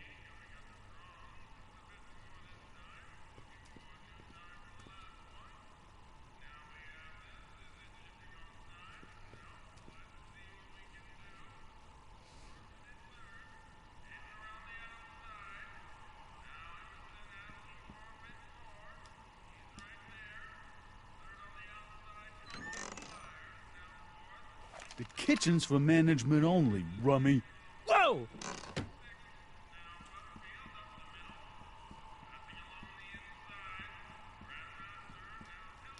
Huddle up, Emmett. Huddle? Just listen up for a second. Emmett, I can't get into the door over there. Those tables are jamming it shut. The door? So your plan is to just waltz in there and take a barrel of alcohol? No, of course not. That would be stupid, right? I'll say. Still, I'd like to get that door open. I can't do anything from out here. Well, it's a simple matter of physics. A lever, some sort of stop. Let me see what I can come up with.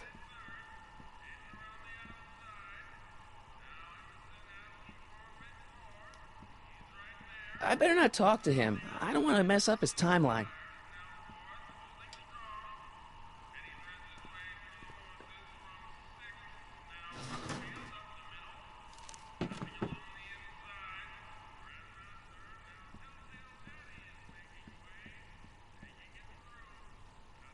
What about those barrels? What about them? What kind of soup is that? It's not, it's special soup. What's special about it? It's made for grown-ups, kid. A soup for grown-ups? That's right, kid. Be nosy. See where it gets you.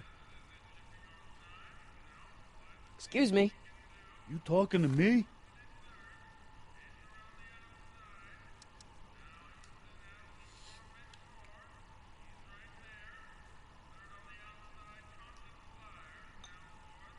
Okay, I've got some more ideas about your soup.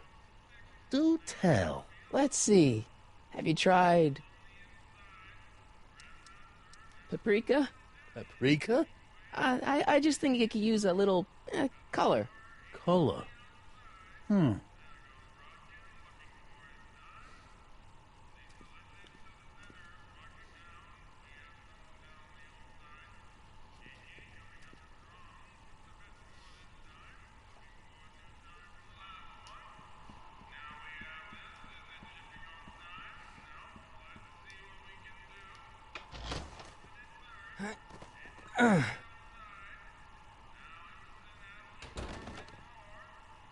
There's no way I'm gonna keep that door open without some help.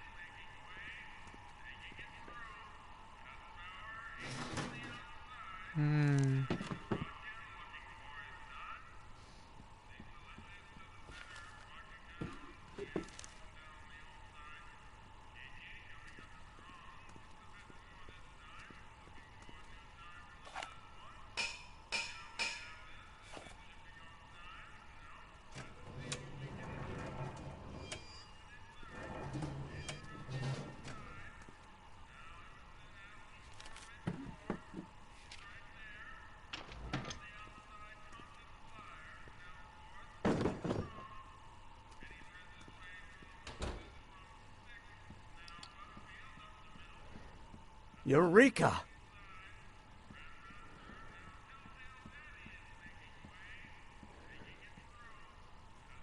Emmett. Yes?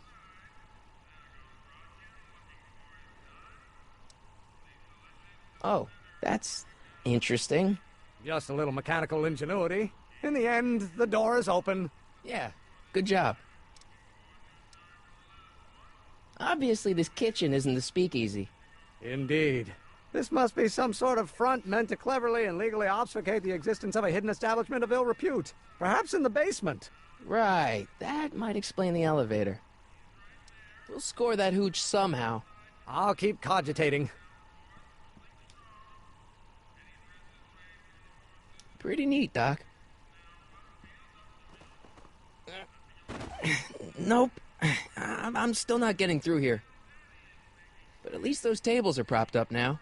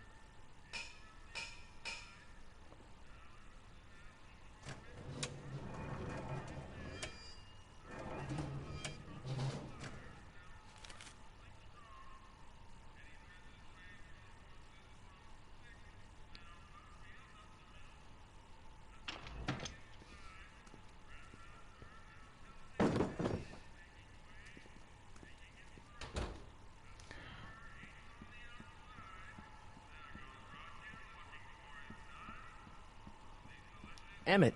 Yes? Alright, I think I figured out which barrels have the hooch. Then what are you waiting for? He's not just gonna give me a barrel. Of course. Well, you seem to have a way with people, so I'll leave it up to you to trick that lummox into giving up his moonshine. We'll score that hooch somehow. I'll keep cogitating.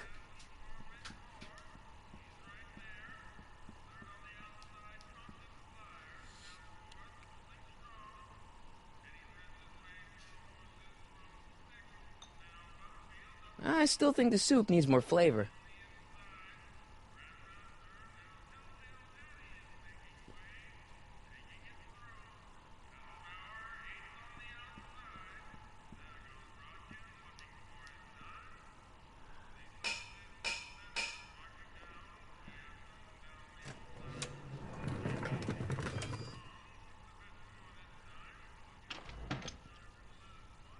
Ah, Miss Strickland. Come for some more soup? Come now, Mr. Donnelly. You know I wouldn't set one foot in this mockery of all that is good and decent if the poor of Hill Valley weren't so dependent on Mr. Tannen's overblown show of generosity. Was that a yes? Just give me the soup before I gag on the hypocrisy.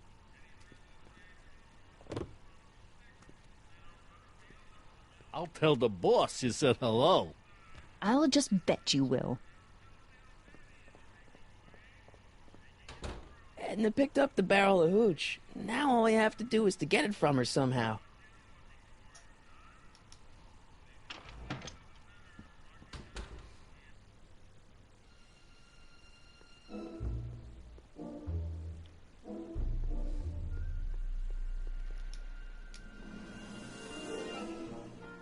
Hey, Miss Strickland.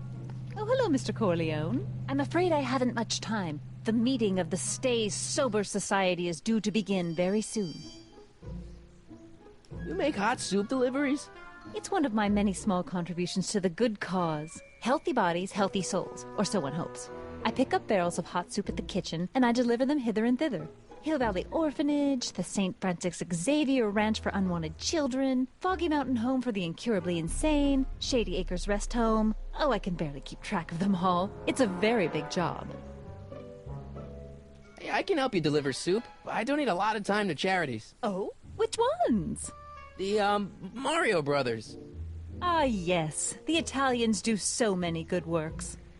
If you'll just fix it so I can pick up the barrels of soup. Now hold your horses, let's not get overeager. I drive the soup cycle in this town, and I'm not about to turn it over to an upstart. But if you're well connected with the local charitable institutions... Yeah? You can let me know when they're running low on soup. I got a book.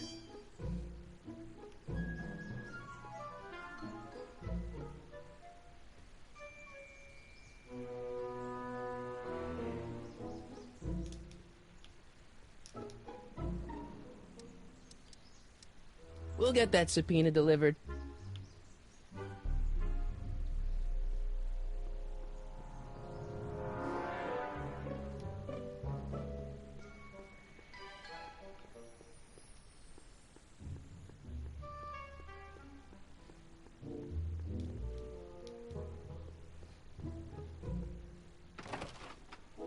How can I help you, sir? Without any money, I don't really have any business in there.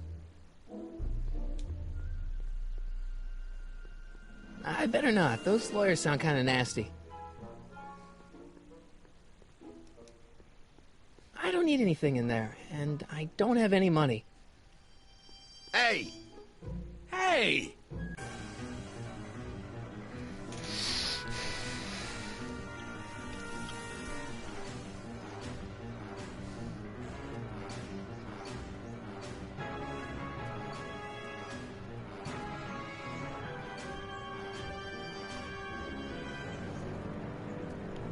Don't make me angry, schmucko! Get down here I don't think and they're in a face the talkative music. mood right now. You can't get away that easy.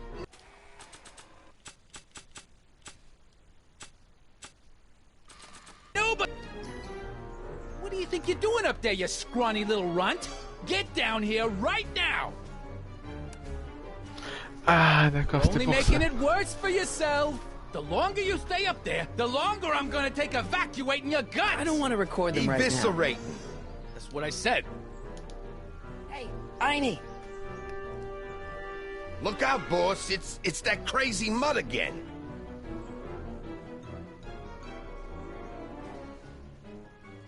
I can't believe you lost him again!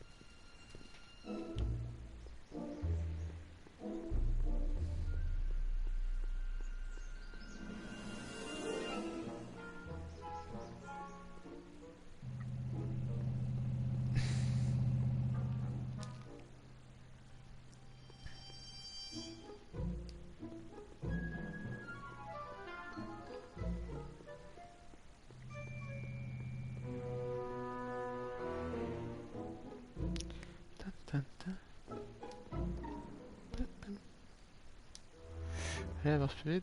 Avance plus vite. Psst, Doc! Where'd the DeLorean come from? The last time I saw it had been smashed to pieces by a train. It's a fantastic story. Do you remember when the DeLorean got struck by lightning in 1955? Yeah? Unbeknownst to either of us, the lightning produced a temporal duplicate of the time machine, one that was tossed 70 years into the future. What? I found out about it during a trip to 2025 and recovered it just in time to stop Griff Tannen from vandalizing the time stream. Heavy. So that DeLorean... is for all intents and purposes the exact same machine as the original. Plus or minus little bells and whistles I've added over the years, of course. Hang in there, Doc. Navigation posée, ouais.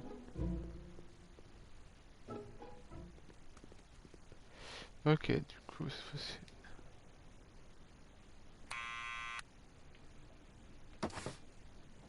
What now?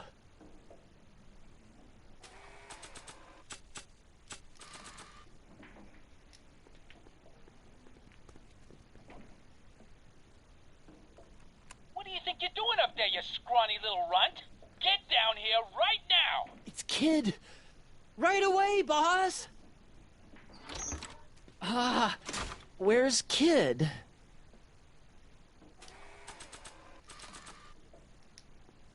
I'll give it back to him after I give him the subpoena.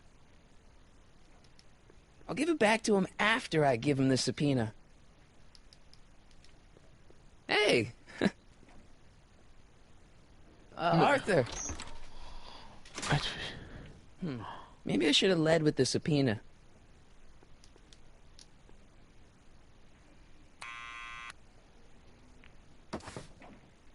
What now?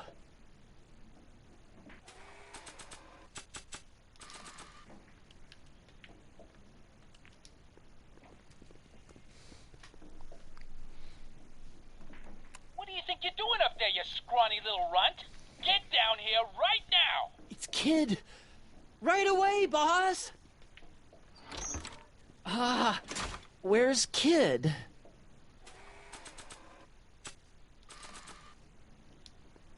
Arthur McFly? Yeah?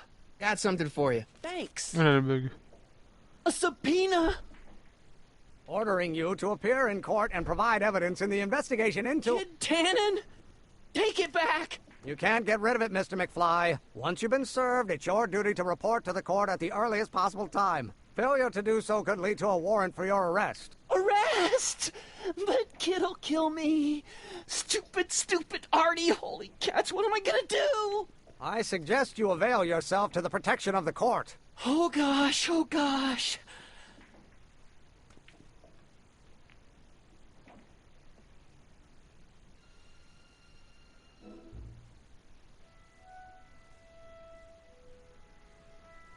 Oh, I hate doing stuff like that.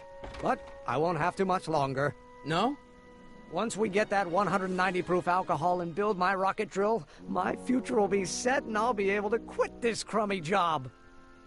Oh, right.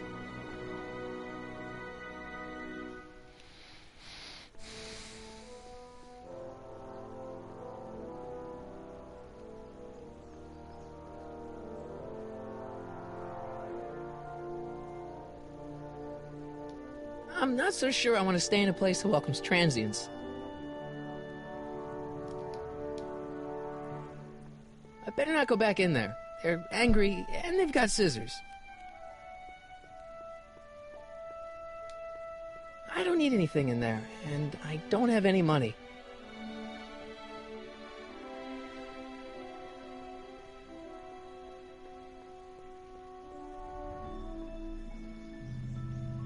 Hey, Miss Strickland. Oh, hello, Mr. Corleone. I'm afraid I haven't much time. The meeting of the Stay Sober Society is due to begin very soon. As a matter of fact, I do know a local charity that's running low on soup. Oh? Who?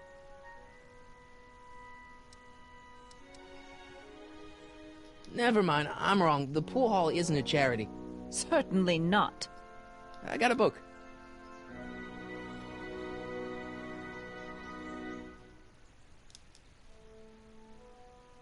But couldn't you tweak your engine design a little so it runs on something else? Like what? I don't know. Gas, maybe? Gasoline? Pfft, yesterday's news. You'll see. By 1940, automobiles will all run on pure alcohol. Some of us down at the patent office are wondering, what made you think of a rocket-powered drill? Ah, that'd be Journey to the Center of the Earth by Jules Verne. It was a revelation. Yeah, that's kind of what we figured. We'll score that hooch somehow. I'll keep cogitating.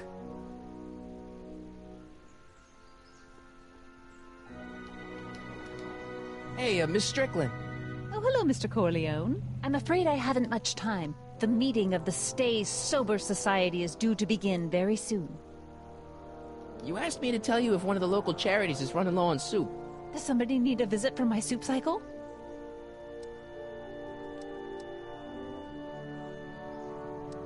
The rest home. No, it's way past their bedtime. I got a book.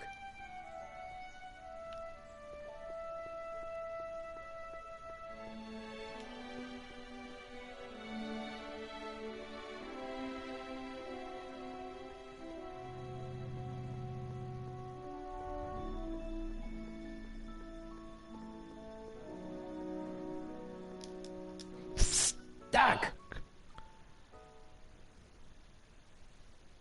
Your younger self needs 190 proof booze to fuel his rocket drill. Oh, that could be a problem. I know, we're both underage. Underage, nothing. It's 1931 and alcohol's been outlawed throughout the country. Are you sure you're about to graduate from high school? I'm kidding, Doc. It was a joke. A joke? If I live to be 100, and I almost have, I'll never understand the teenage compunction to make a joke out of everything. So, what were you doing in 1931 anyway? Oh, nothing terribly exciting. Indulging in a little personal nostalgia, picking up a few rare out-of-print books to surprise Clara on her birthday, solving a historical mystery or two. The usual. The usual? You lead a pretty unusual life, Doc. It's an unusual universe, Smarty. I hate to tell you, Doc, but your last time departed display is on the fritz. It is? So how did you find me? I found one of Edna Strickland's shoes in the DeLorean. How did one of her shoes get in the DeLorean? Einstein took it from her. He did? How strange. Heidi almost never attacks people. Not without a good reason, anyway.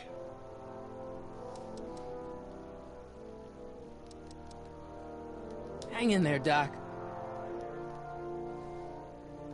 Attends, s'il y a eu un problème à la tour.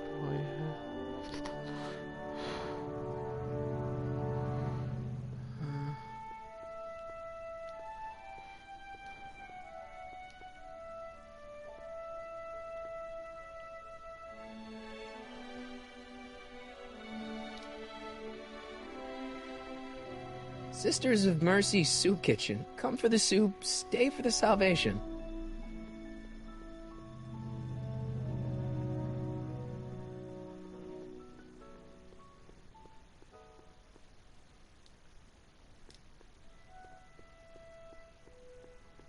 Lamont's House of Ermine. I guess there's not much call for fur coats in the middle of the Depression, especially in June.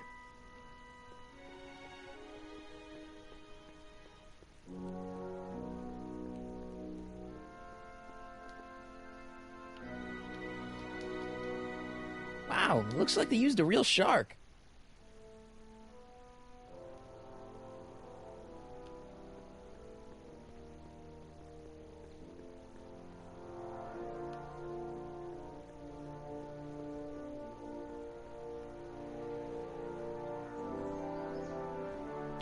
Je sais toutes les réponses, erreur.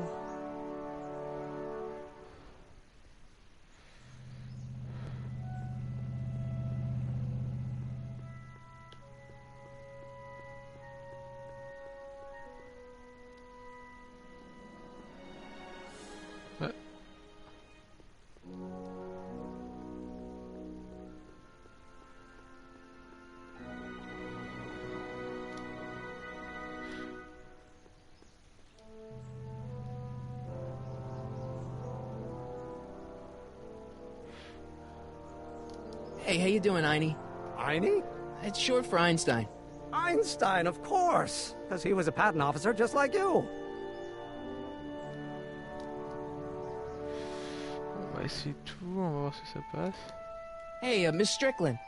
Oh, hello, Mr. Corleone. I'm afraid I haven't much time. The meeting of the Stay Sober Society is due to begin very soon. You asked me to tell you if one of the local charities is running low on soup. Does somebody need a visit from my soup cycle? The orphanage. No, they've already got all the soup they can handle. You asked me to tell you if one of the local charities is running low on soup. Does somebody need a visit from my soup cycle? The Farm for Unwanted Children. No, they've already received their quota for the month. You asked me to tell you if one of the local charities is running low on soup. Does somebody need a visit from my soup cycle? The Stay Sober Society. That's right! They'll soon be gathering at the Brown estate, and we haven't provided refreshments. I I can't get over the generosity of your friend Emmett, volunteering his father's house for our meeting. Huh? Wait there!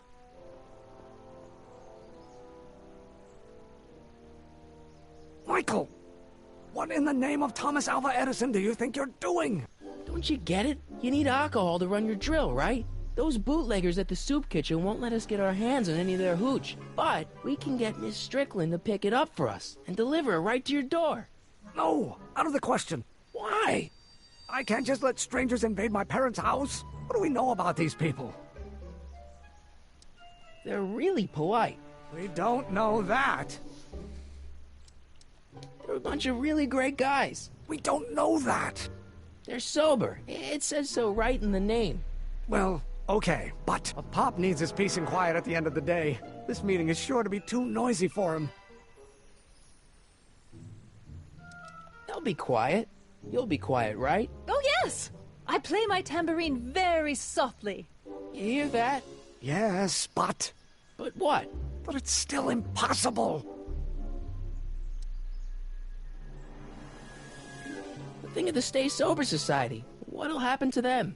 They can all fall off the wagon for all I care. But I promised Miss Strickland. It means so much to her. The answer is still no. Okay, forget the whole thing. We don't have to test your rocket-powered drill tonight. We don't? No. I'll take the train back to Washington and I'll tell the folks at the office to give the patent to Dr. McCoy. Wait!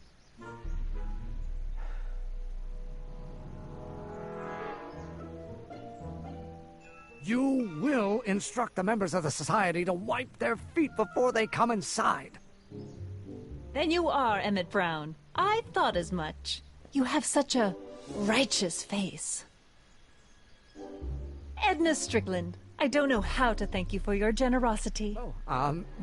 Pleased to meet you. The feeling is mutual. I've got a bad feeling about this. You worry too much, Emmett. Well, we've served the subpoena and gotten a barrel of booze delivered to your house. Looks like we're off to your lab to build your rocket drill.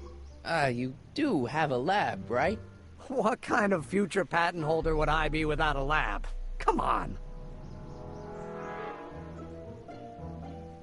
Doc! I'm off to get the rocket drill. Good. Come on, let's go. Time waits for no man.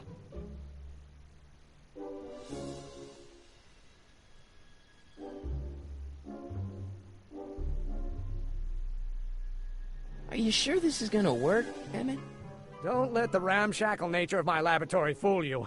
If all goes according to plan, we'll soon be in possession of the most powerful rocket fuel known to man. That's great. How? Well, it's very simple.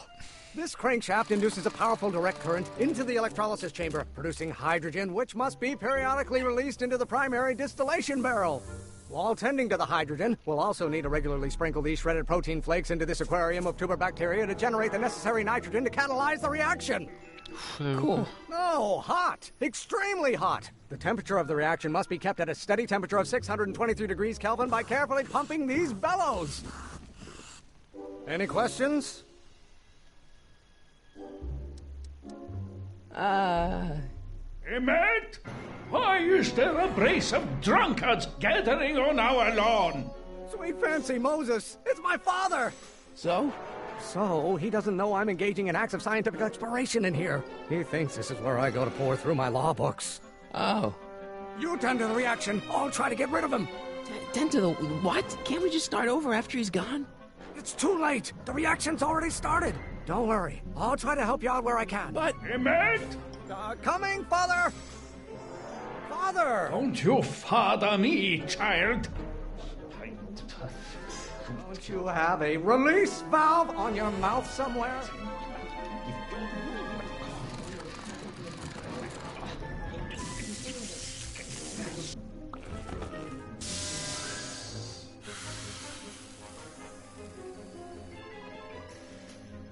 Listen to the words I'm emphasizing. Don't you turn your back on me. I don't know what's eating you, Father, but I wish you would go on a diet.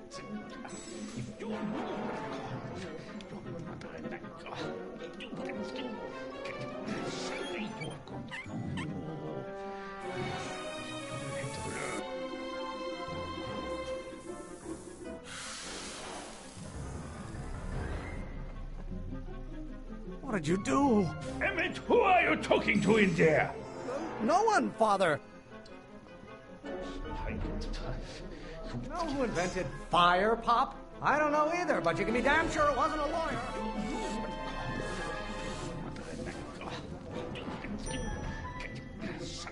Maybe I should just get struck by lightning. Would that make you happy?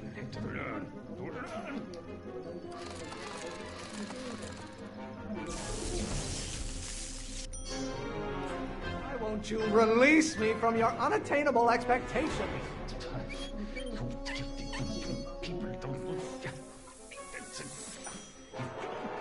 Excellent. Now twist the valve there. Great. We're about a quarter of the way home. Emmett, get back here! Oops. This isn't food for thought, Pop. It's gruel. Someday you have children and you will look for... Is it my fault if I don't get a spark out of laws and statutes? No idea what kind of pressure I'm under. You're going to find out that when you get older...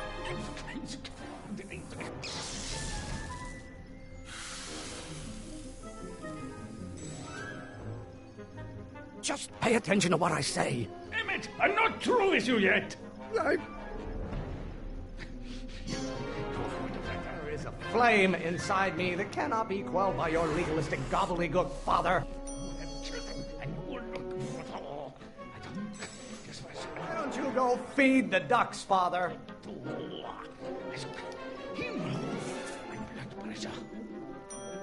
They call a room full of lawyers trapped in a burning building a good start. You're going to find out when you get older.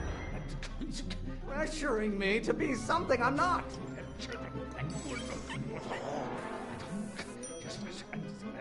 Oh, what use has a microorganism for law?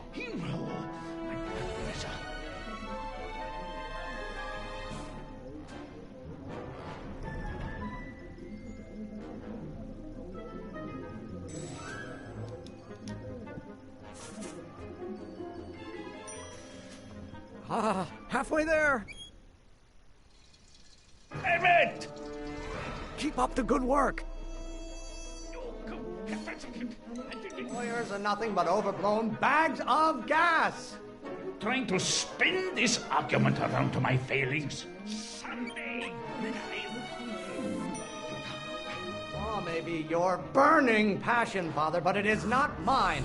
Father, why don't you ever listen to me? Don't you have a release valve on your mouth somewhere? Why are you always bellowing at me? If it weren't for scientists, men like you would still be divining the future with sheep's bladders and goat gizzards. Why do you keep bellowing like that?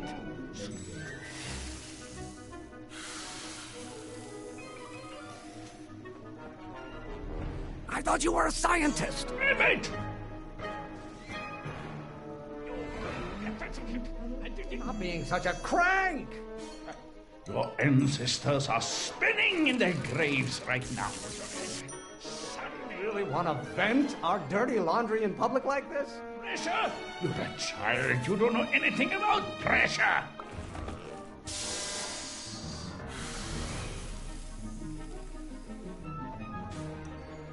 Don't touch anything until I tell you to. Emmett!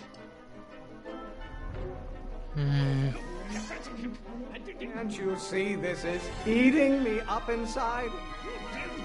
Pressuring me to be something I'm not. Someday, Oh, what use has a microorganism for law? what will it take to light a fire under your unappreciative hindquarters?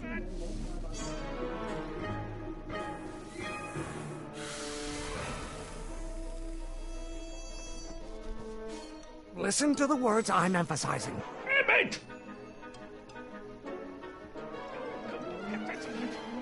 Lawyers are nothing but a bunch of hot air. There, I said it. Don't burn your bridges so cavalierly, my son. Someday,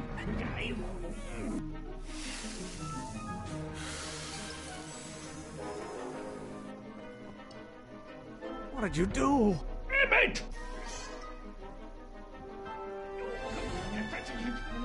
Should I honor your wishes? You treat me like common bacteria. What are they feeding you in that school of yours? You look like a skeleton. Stop getting so hot under the collar, Pop. Lawyers are nothing but overblown bags of gas. Your mother and I are shocked at your behavior, young man.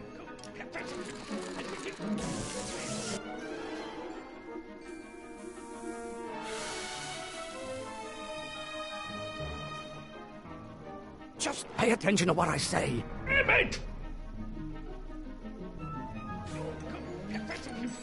I'm not just another one of your staffers who spins around you like a top. There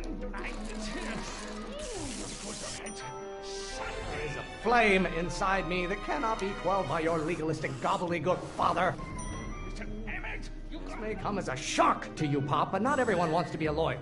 From bronze have been officers of the court since God's heavenly spark first gave rise to man, Emmett. How many times do I have to prove myself to you before I can shake your overbearing criticisms?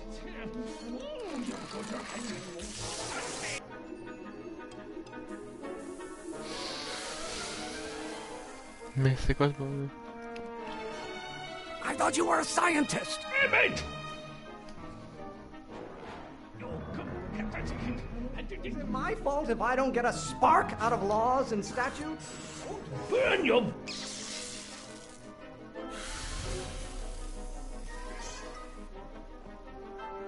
Don't touch anything until I tell you to. Emmett!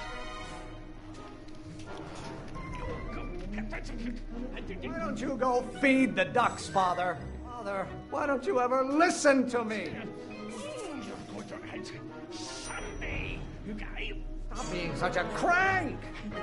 They call a room full of lawyers trapped in a burning building a good start.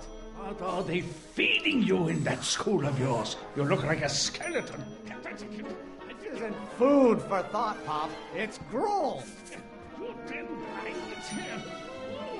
No idea what kind of pressure I'm under. Why must you always scatter condescension my way? Trying to spin this argument around to my... Almost there. Emmett! Coming, Father! Oh, maybe your burning passion, Father, but it is not mine. Why won't you release me from your unattainable expectations? Stop getting so hot under the collar, Pop. Maybe I should just get struck by lightning. Would that make you happy? You know who invented fire, Pop? I don't know either, but you can be damn sure it wasn't a lawyer. I get a turn to talk, or is this going to be another monologue? Lawyers are nothing but overblown bags of gas. Can't you see this is eating me up inside? I'm not just another one of your staffers who spins around you like a top. Lawyers are nothing but a bunch of hot air. There, I said it.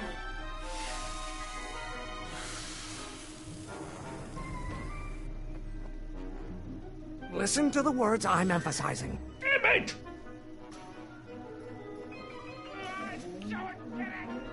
One great thing ever generated by a lawyer. You don't like my performance at the courthouse, then fire me. Pressuring me to be something I'm not. Why are you always bellowing at me? By Galileo's rotations, do you ever listen to yourself? If it weren't for scientists, men like you would still be divining the future with sheep's bladders and goat gizzards. Hotter you get, the more I know I'm right.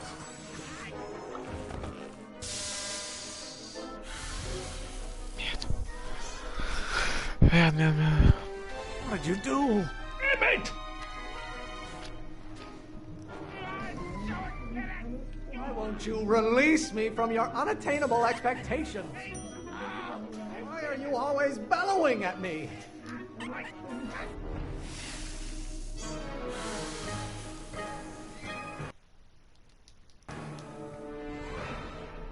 Just pay attention to what I say. Emmett!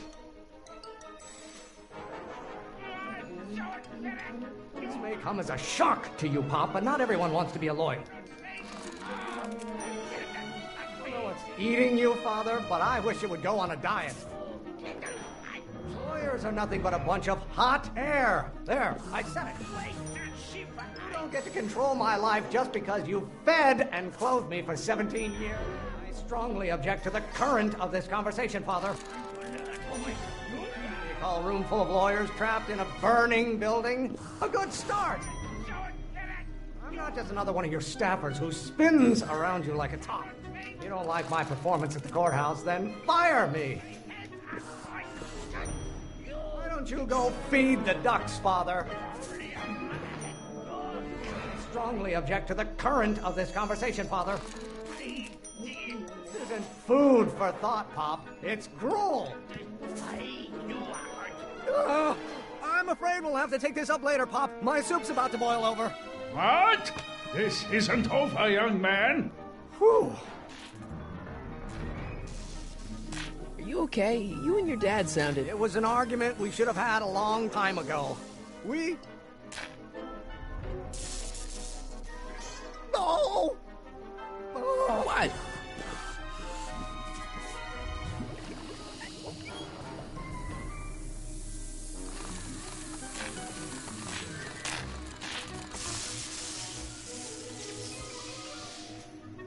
Eureka!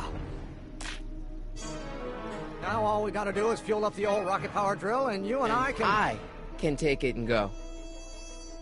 But don't you want to test it first? No time. The last train for DC leaves in just a few minutes. All right. You've got to get this baby to the U.S. Patent Office. Exactly. So tell me, Michael, when can I expect to hear back from the Patent Office? Oh, in about, I'd say... I can't. Huh? Emmett, I'm not from the patent office. I don't understand. I lied to you, but I didn't want to. It was the only way I can get you to trust me. See, there's somebody who's in big trouble. Someone very important to me, to both of us. I can't tell you who, but I need to save him tonight, and I need your invention to do it.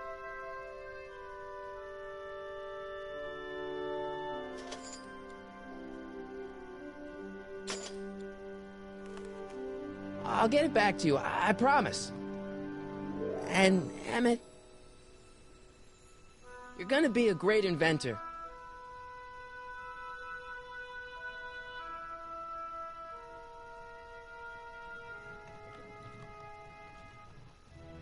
Wait! Keep the throttle at about 8.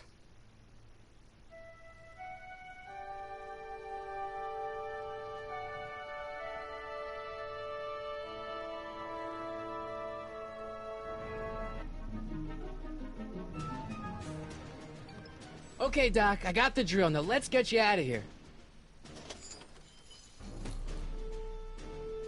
Come on, start.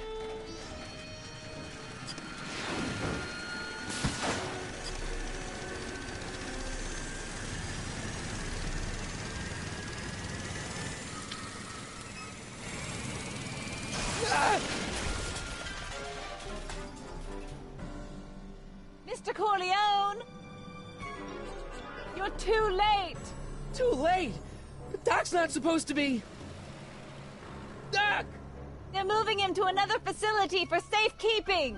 Oh, I better go get a quote from the police chief.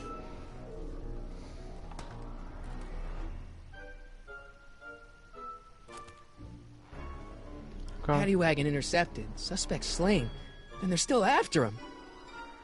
But how am I gonna rescue him now? At least the rocket part came out of this in one piece.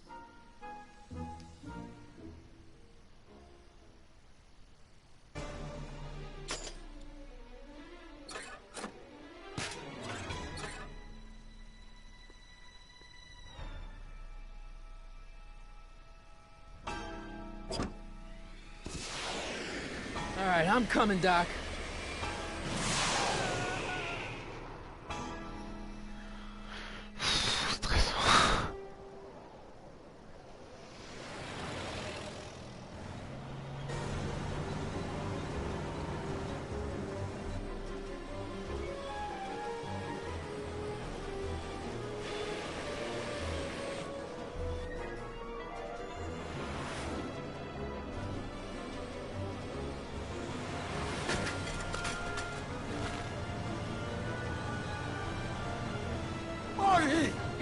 danger, Doc. I've got to get you out of here.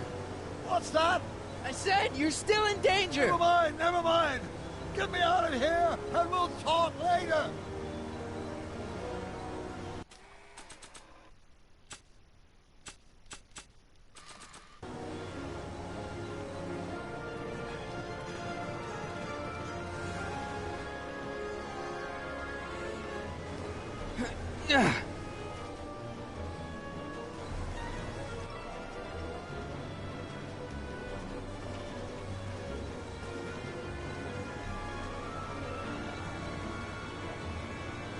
What's he doing here?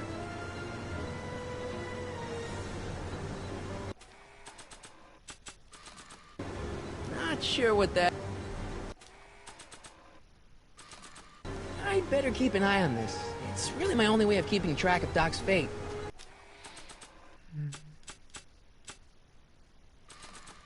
I don't want to mess up my picture of Dad like that.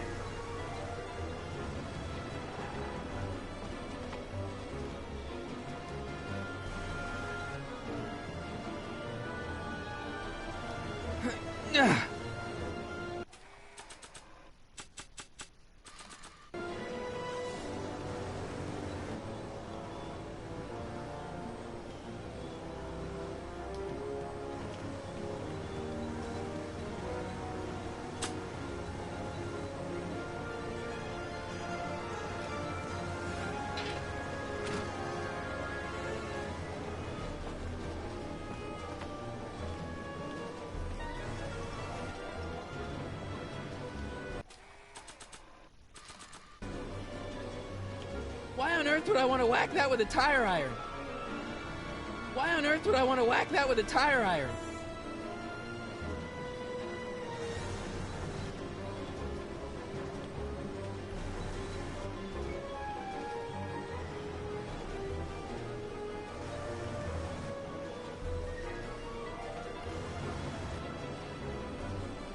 Why on earth would I want to whack that with a tire iron?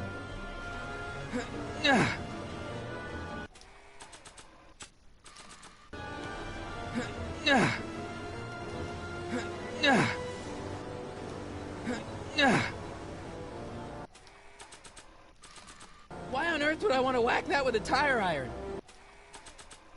It's a tire iron. It's a tire iron. It's an antenna. It's a tire iron.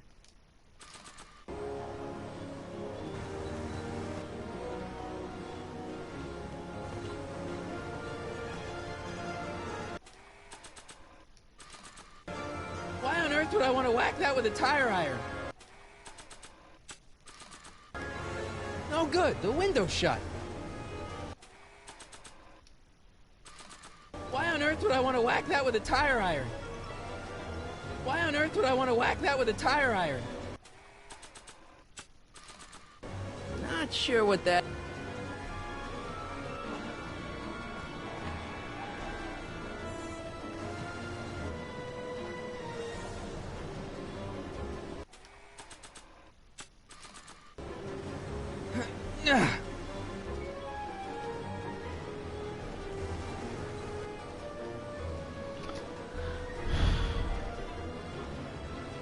Not sure what that... Not sure what that... Why on earth would I want to whack that with a tire iron?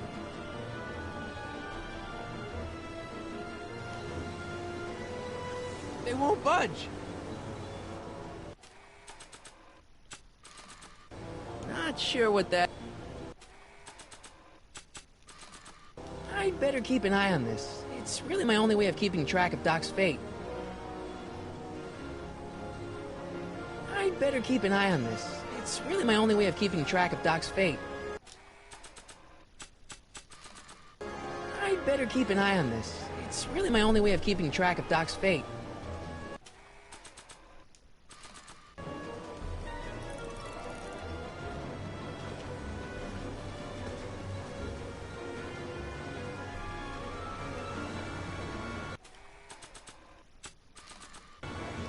No good, the window's shut. No good, the window's shut. Why on earth would I want to whack that with a tire iron?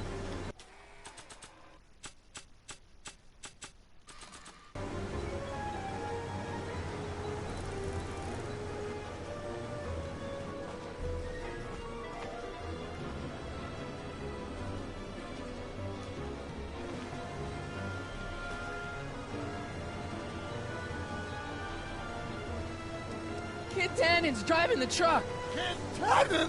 That explains a lot. The keys are on the dashboard, but I can't reach him. You need a protraction appurtenance. What? A reach extender. Don't worry, Doc. I'll get you out. Be careful, Marty. I'll be back. I'll wait right here.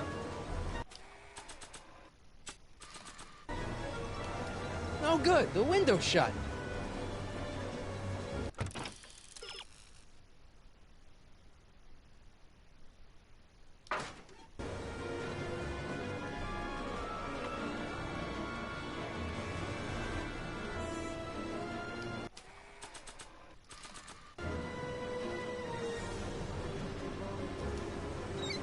Qu'est-ce que je fais?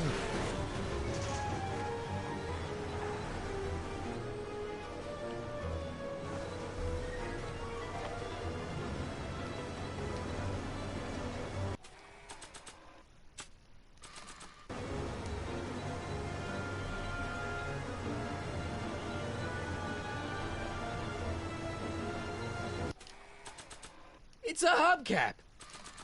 I don't think throwing the hubcap at that would do any good.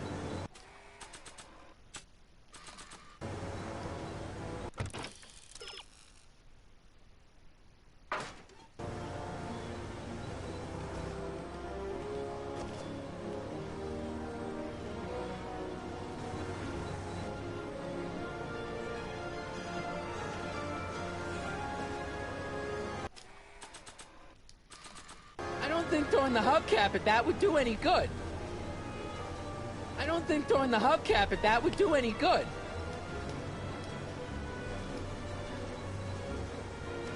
I need a distraction. Leave it to me. Hey, driver. You're driving too fast. Watch how you take those curves. What are you trying to do? Kill me? Not quick enough.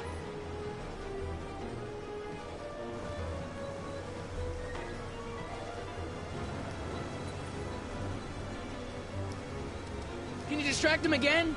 No problem. Hey, driver. I demand to know where you're taking me. I object to your tone of voice, and I find this seat distinctly uncomfortable. Do you have a pillow I can sit on? Hey, I'm talking to you, driver. Don't ignore me. You! Thanks, Doc. I guess that's why they call you the Streak. How did you know that? I have my sources.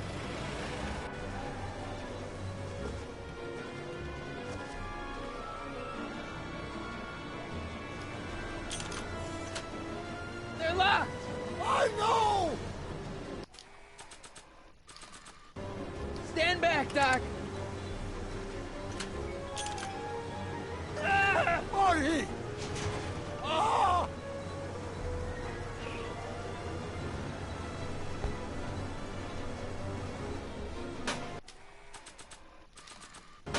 I don't think throwing the hubcap at that would do any good. Eat lead, Sagan.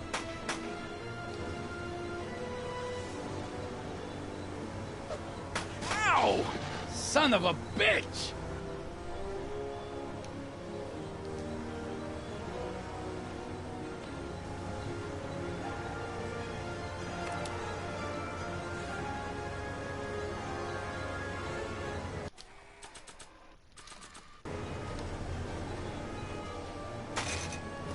Oh!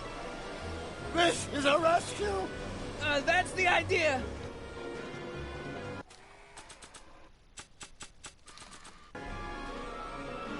Doc! What? Why couldn't your younger self have built us a hoverboard? They won't be invented for another 84 years! Doc, the throttle! Why? Oh!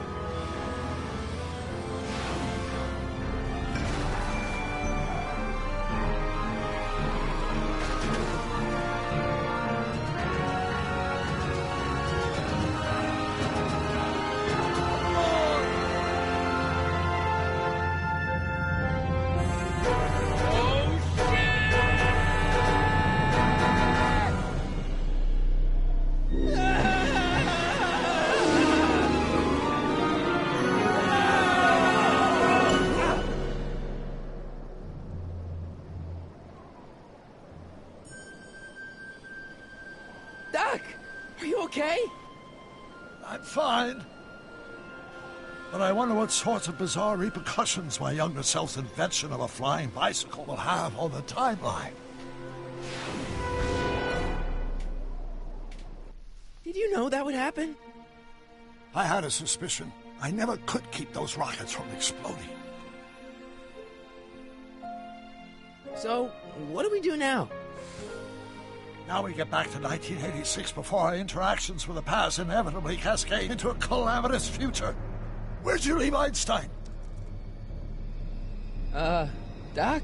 He's not in the pound, is he? No, but I think we've got bigger problems right now. Great Scott!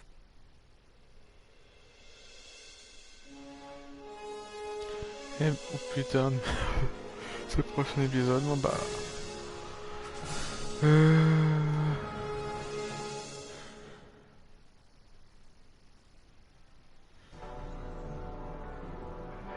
prochain épisode... What's happening? I don't know. We'll have to be careful not to run into ourselves. Hey, fellas. All right, McFly. Let's go see the boss. History says Tanner will be arrested by a rookie cop by the name of Danny Parker. I fear that nothing will save Hill Valley from descending into the fires of chaos and corruption. Nothing is over until Kid Tannen says it's over. Le laser, merci d'être venu pour ce premier épisode. Normalement, je fais le second épisode demain, après le match de foot. Donc, voilà. Bonne soirée. Je te laisse sur le générique et après j'éteins.